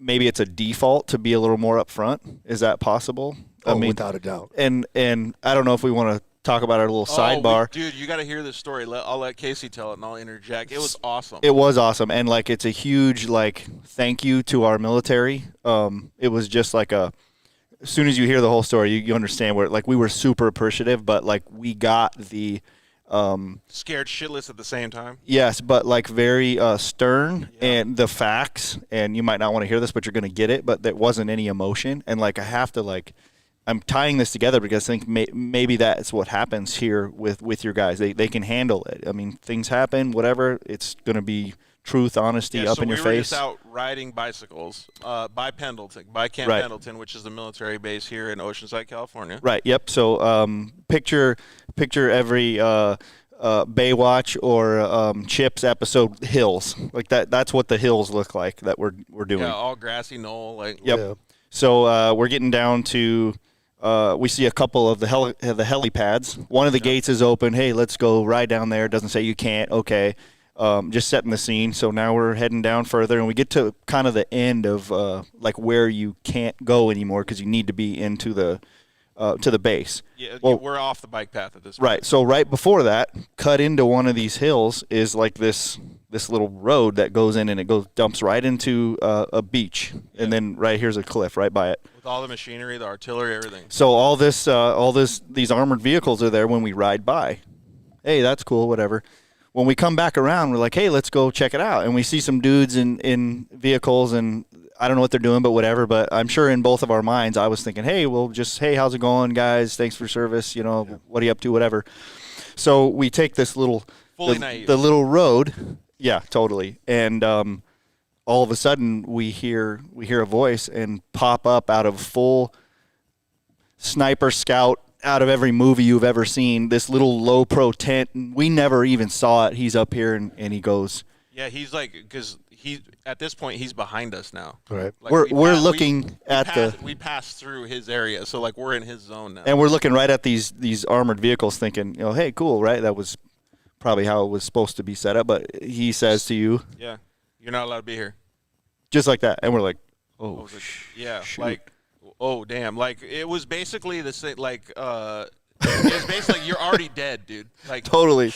You're dude, already dead. The little low pro, cover. It's not even a tent. It's a cover. I guarantee they were doing their thing, and he's scouting, whatever. Yeah. Dude, he was hiding. He was sneaky. But he's like, you're not allowed to be here, and I'm like, whoa! And then Casey's like, oh, sorry. Sorry about that. We're good. And I was like, yeah, sorry, man. We'll turn around. And I asked him, I was like, how's your day going? Yeah, I was like, how's your day going? And he's like, all right. I was like, what are you guys doing? Just hanging out? Because I wanted to fuck with him because he scared the shit out of us. Yeah. Like, what are you doing? Just hanging out? And he goes, you could say that. And I just thought to myself, like, I literally just cost myself my whole life because this dude would have took me out if it was a real life situation. But right about this time, this is why it like sounds even more dramatic. Right about that time, I'm like, that's right. I don't really pay attention to what's going on right now. Right. I'm sure there's something going on right now. You know what I mean? Like, so he wasn't messing around. And then Casey and I both go, that dude is who we are out here riding because of. He's the one that's taking care of everything else that we don't know about. Right. Yeah. You know what's funny about that is that kid was probably the one in his unit that no one liked and told him to get out on that he was being a jerk, that yeah. post, Yeah. right? And then you guys probably made him feel like the coolest thing in the world. Sure. Like he did his job. Yeah. It was awesome. These two fucking idiots going down trying to look at a tank. What the hell are you guys doing riding on Pendleton anyways? Were you with a group or was it just the two of you? No, it was just both of us. We didn't actually go on Pendleton. We just kind of stayed just at on the San outskirts? Clemente. Yeah, but Yeah. it was I figured out the path. I want to go do it, but Down in Santa Onofre Beach area. Right down, yeah. So, but it was definitely an eye opener because again, the perspective, like we live in this area that we're so like we have everything that we want. We don't have to worry about shit. Yeah. Right? And then like you get your vision taken away, you get your ears taken away, you get your body all fucked up. Like you realize what you don't have. Like you're back to square one. You got to figure shit out. And that's what we all get. Like, we all get greedy. We all get these things that happen in our lives. And Casey and I were a perfect example of that. We didn't know what was going on around us. And then once he showed us, we respected every single thing that we thought of around us. Right. It was so crazy. You guys probably spent more time looking at bushes on the way back than you did. Oh, man. Somebody in there? Somebody- Totally. Is there some dude over there? Like we said, it was very comforting, and again, a huge thank you to everybody who does what they do. Yeah, and not just the guys that are out there like helping right now, but all the guys that have helped in the past. Absolutely. Too, like Rob and everybody too. So we really appreciate it. And Danny for now being a professional welder, helping out, getting all these cars ready. My man. What else is on the roster, Case? Are we almost kind of winding down? Yeah, we've kind of gotten through most of it. Yeah, and that's one of the things. I actually looked at one of the notes on here. Like, I want to make sure that everybody understands. Like, I'm so glad that people are joining this episode and they're listening to my story. But please don't forget, the Dirt Life is not about me. The Dirt Life is all about you guys. It's all about Rob's stories, the warfighters that he brings in. Casey was on the episodes. James Jeremiel, who just came on. Like, there's so many people that are involved in the show and so many people that we care about. We just want to show all of these good stories that we've been talking about, man, with all of you guys. So we have some really cool stuff that's going to be coming up this year. I mean, like, I think we only have like 3 or 4 weekends all year that's not planned yet. Like, it's crazy, right? So I'm so stoked that everybody's so into it. So Pretty please, awesome. like I say, just please keep sharing it and like listening to all these cool stories, because these are the people that keep the industry going. These are the people that we'd love to watch at the races and stuff. So I'm so stoked that you guys are into it. What else we got? What if we Looks like the iPad's going to die, so we probably got to hurry up. right on? Well, I know we have a rapid fire. All right. Is there anything else you wanted to touch on, Rob?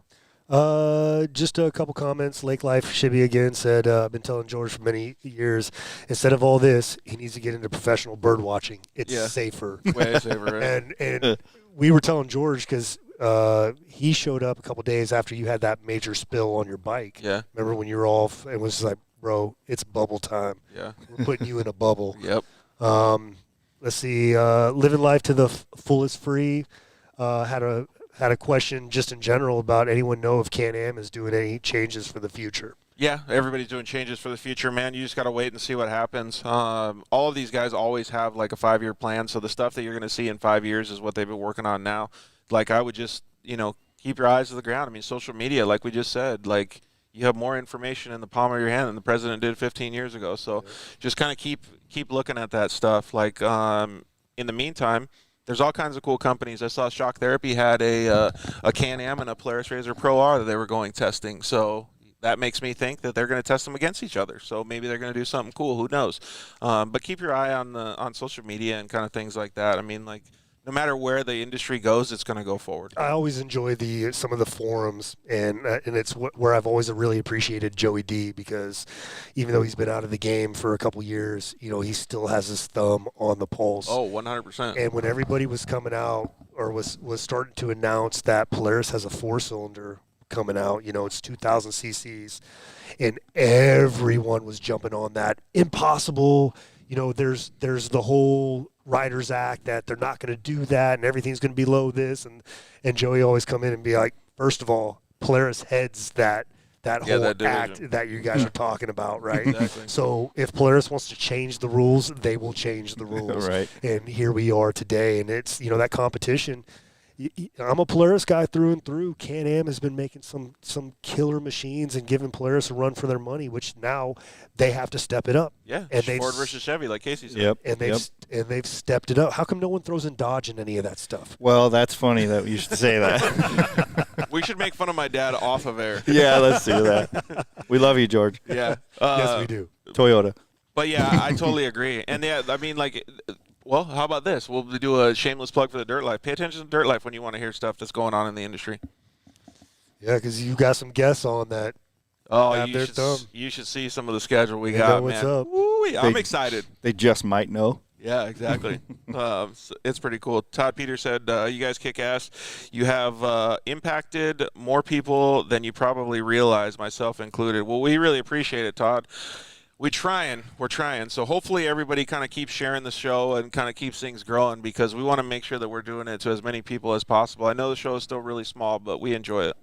Absolutely. Rose Pillar Racing just said Honda Talon Dodge. Hey, the Honda Talons win in their class. So, and I actually like Jeff Proctor and the way he operates his race program. He's a good friend of mine. So, I love the way that he does things. So, to me, I mean, and even the Yamaha guys, like when I was a Yamaha guy, we all got bashed, right? Like, it's so cool for me to see that. Like, I'd love when the Polaris guys would come up and be like, "Why are you driving that street bike?" And I would be like, yes, it's so cool that we can have that now, because back in the day, it was only one Polaris 800 or a Rhino.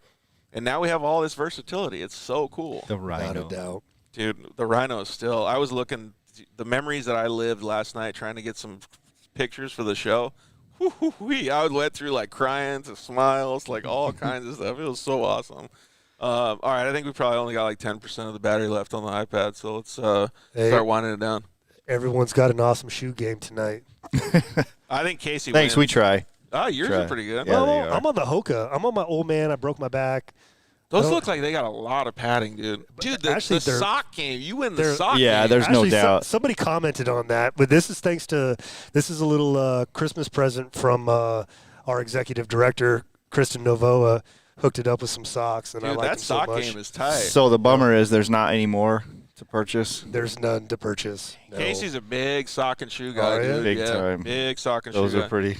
I'm gonna hook you Those up. are pretty dope. Try to figure something out. They might smell a little bit weird when you get them. No, they're brand new. You and TPQ. Although if TPQ puts on my socks, he's gonna pull them up to his thighs. Probably, right? Any more comments before we start winding it down? Hey, you guys are more than welcome to ask questions while we do rapid fire and stuff too. Yeah. Let's see. Yeah, thanks for the interaction tonight, guys and gals. Jason Merrill, some best times at Lucas races. Yeah, And it really, was. Yeah, I remember that first time I saw you, and you were like, "Hey, George, can one of the warfighters get changed in the trailer?" I was like, "Yeah, hell yeah, they can." Good times. It was cool, man. It seems like it was so long ago, but it wasn't. It was only 4 or 5 years ago. No, and now the Perfects are running gas. Mm-hmm. You know, so the situation. I want to get out there. I've been so busy, but I want to get out there to one of those races. I know that they have one in Victorville coming up. Yeah. All right, Case. That's awesome. I'm ready for rapid fire if you guys are. Let's do it. Rob, do you want to? Should we alternate? I've already. Oh yeah, we can do that. I was gonna say I've already done this. I've already done that. I've kind of answered these, but I don't think I've answered every single one of them yet. So no, there's a couple here that might be a surprise. Oh, you're gonna make up? Okay, cool. Go for it, Rob. You want to fire it off first? Okay, this first one's even dumb. Why is we even asking this? Tacos or hot dogs? Hey, big hot dog guy here though too, dude. I've been really into the hot love dogs the lately. wieners. Yeah, You love the wieners. I've been into wieners inside buns. Sonoran. Hey, you just made my mouth water. There's a new hot dog place here in Temecula too, no. right over there off of Jefferson and Rancho, there's a new hot dog place over there. Yeah. Didn't make my stomach feel very good, but it was delicious. Oh, yeah, well, it was you just- delicious. You dude. just sold me on it. But yeah, so yeah, we're gonna have to just go tacos, bud. Chicken or asada? Going shredded beef. Shredded. So yeah, that was an audible. Yeah, going it. Dunes See- of the river.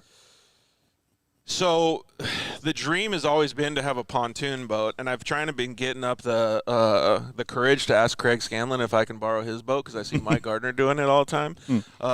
Because I do love the river, and with my vision being so bad lately, I don't like the shadows at the dunes when it gets like dusk. Yeah. So if I had to pick right this second, my answer 3 years ago would have been the dunes.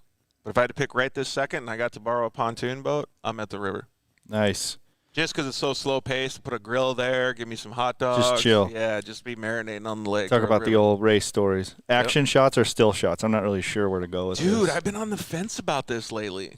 What? I don't think you've answered this question either. Like maybe you could because I like videos, but I've been seeing some people posting some sick still shots lately too, man. Right this second, I'm going to go with action. You going action? There's something about Roost or Air or, watching Seth Quintero rip through the freaking through the desert. It's stuff like that I yeah, really. honestly, yeah, I'll probably go action. Like a good slow-mo. I'm all about that's it. good too. I'm Yeah. all about it. Especially those rally car guys that are Oh, like an inch man. away from the side. Yeah. And if you have the Lee Majors like $6 million man, Yeah, dude. Here, I got one from you from our own Lily online. Rapid fire question: top 3 favorite hats you own. Go. Ooh, top 3 favorite hats I own. Well, Warfighter made hat. Oh, my man. Let's see here. I'm gonna have to go with the KMC hat because I got that on now, and I just love the guys over at KMC for helping out the show. And then I had this one San Diego hat, but I feel like I'm going to be like encroaching on Joey D's territory because I had this one San Diego hat that I wore for so long. It was like just sweated out, dude. It was so gross. But I don't want to make Joey mad because he's got that thing covered. Go ahead, Rob. 3-wheeler or quad? Dang.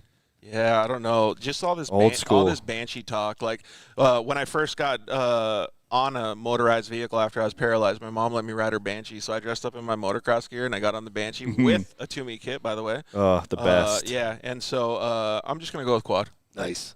If it a Toomey kit quad. Okay. Pizza roll. Well, wait, with like the 4-foot long swing arm or?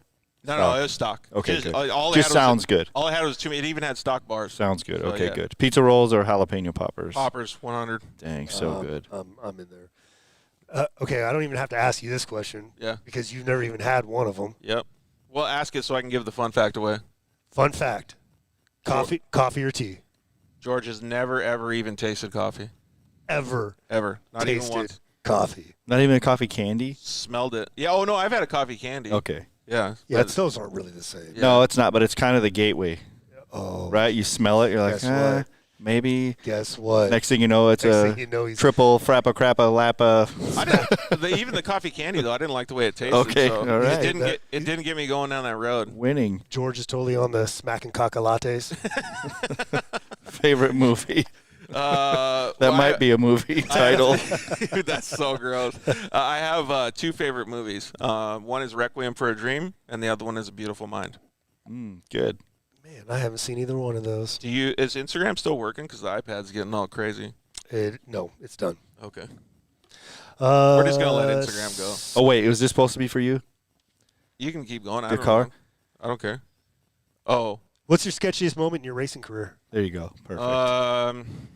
Yeah, I don't know. I mean, that's kind of default, just breaking my back.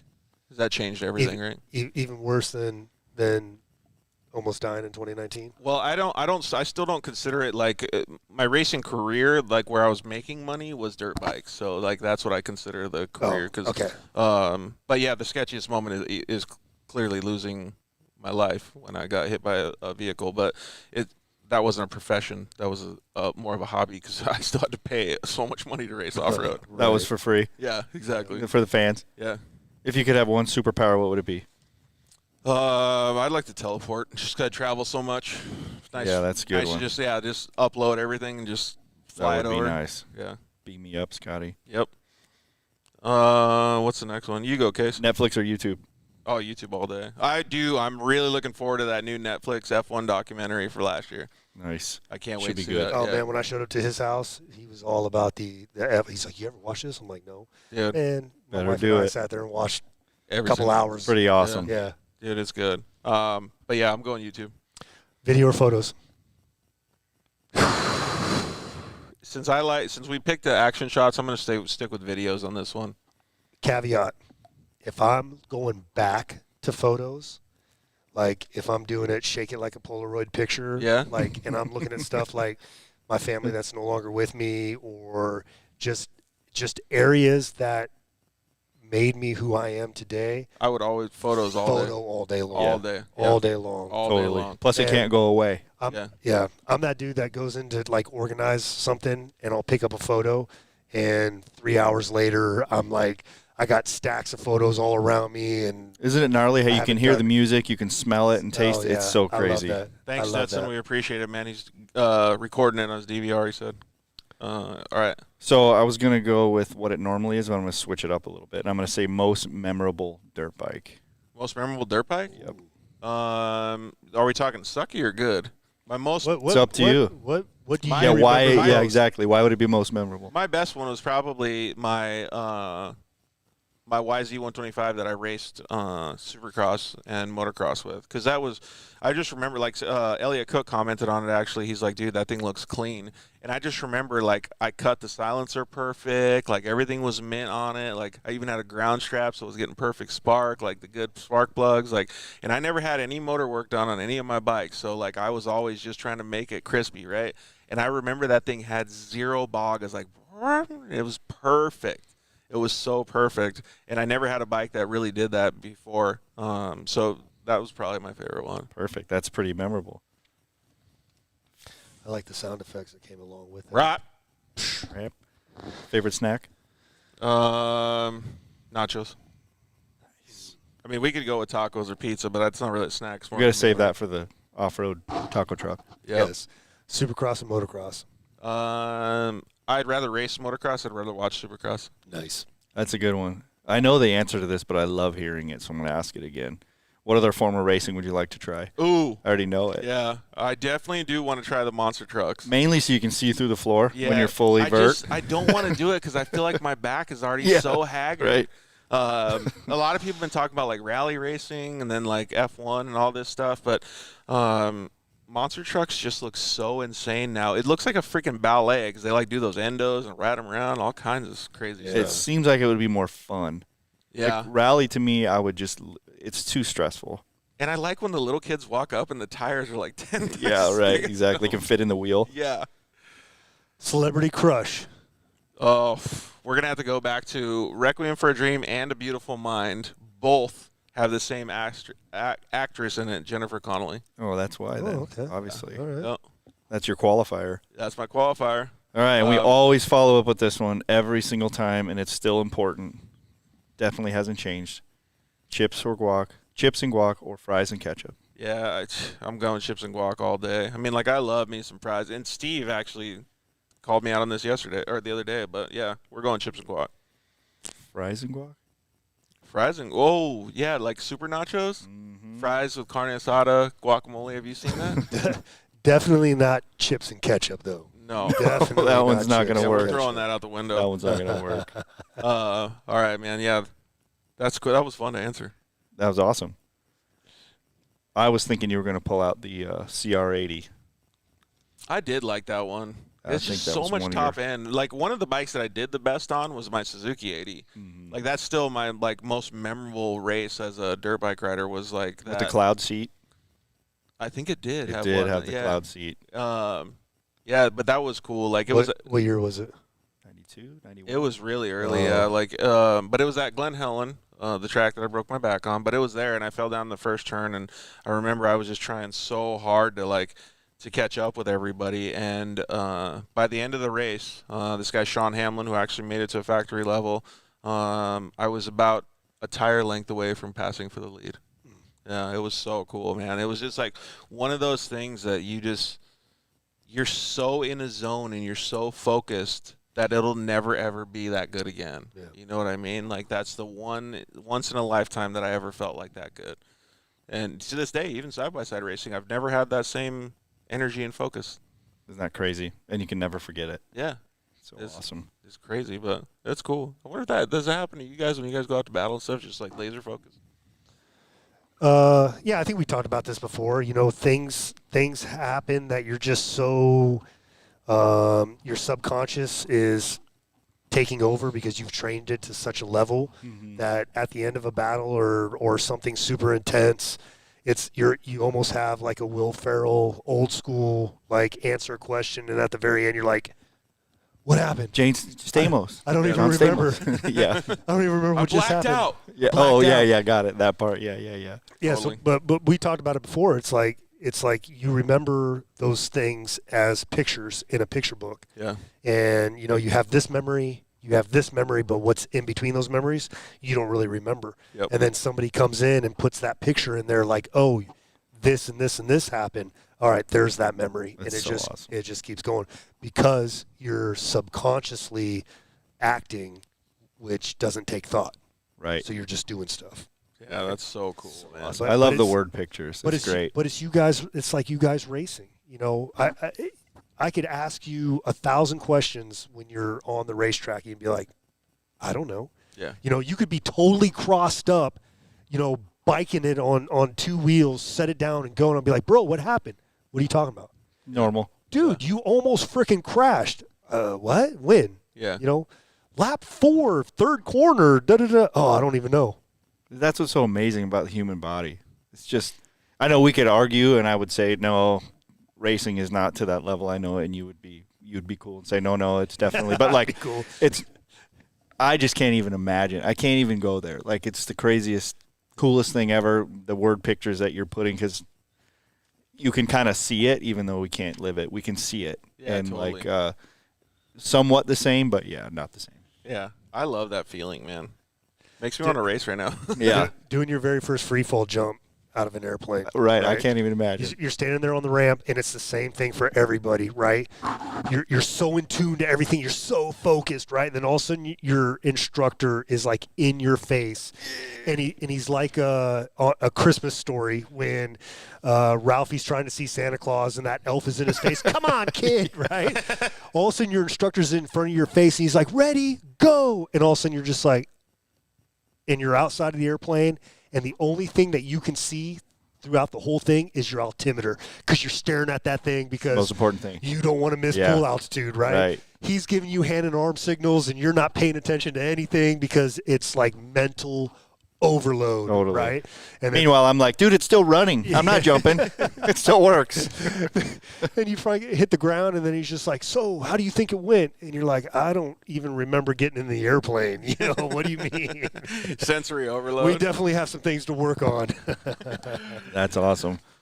Well, let me remind everybody to check out the sponsor page, sponsor deals page on thedirtlifeshow.com, and help you guys get some awesome deals on products. Next week's show. Yeah, next week we're going to talk about the Outlaw Series. We're going to do a race recap because that's happening this weekend. I don't know if you guys listened to the beginning of the show, but I'm going to be out there. We're going to do the live broadcast with the guys at Shock Therapy. They're going to be bringing that to you, so it'll be pretty cool to be out there and hanging out with them. I'm just stoked to meet a whole bunch of new people. I saw the awesome Shock Therapy trailer out at Glamis. Yeah. Guys trip a couple weekends ago. Dude. Pretty cool stuff. Yeah, they're doing awesome stuff, man. Definitely. So, Rob, hey, big thanks for helping me struggle through this tonight. Appreciate it. And, again, thanks for having us and doing what you do. I feel like and Casey did an awesome job. It's actually kind of a pleasure for me to be here with you Awesome. because, you know, watching you all these shows, and now you're in the hot seat, and it's pretty guy's- hot. This guy right Pretty here. hot. It's so natural for this guy. I took care of the computer stuff for you. No, you alleviated a little did. bit, Like, so you guys killed it. I feel like you did a really good job, though, man. So Well, and even a bigger thanks to our audience, our guest, George, all the sponsors that keep helping and keeping this thing going, co-host, obviously. yeah, but yeah, James for calling in. Absolutely, James, thank you. the audience, James and the audience are the most important people, For man, sure. because they're the ones that make this show happen. I mean, like we could sit here and talk about shit, but nobody would want to watch unless it was for them. So Brett Carpenter for Karen. yeah, exactly. Dude, thank you very much, Brett. Huge high five from all of us for that one. All right, so you want to just sign us out? Yeah, thanks for living your dirt life with us, and we will see you next week. All right, we love you guys. Good night. Thanks for listening to the Dirt Life Show. See you next week.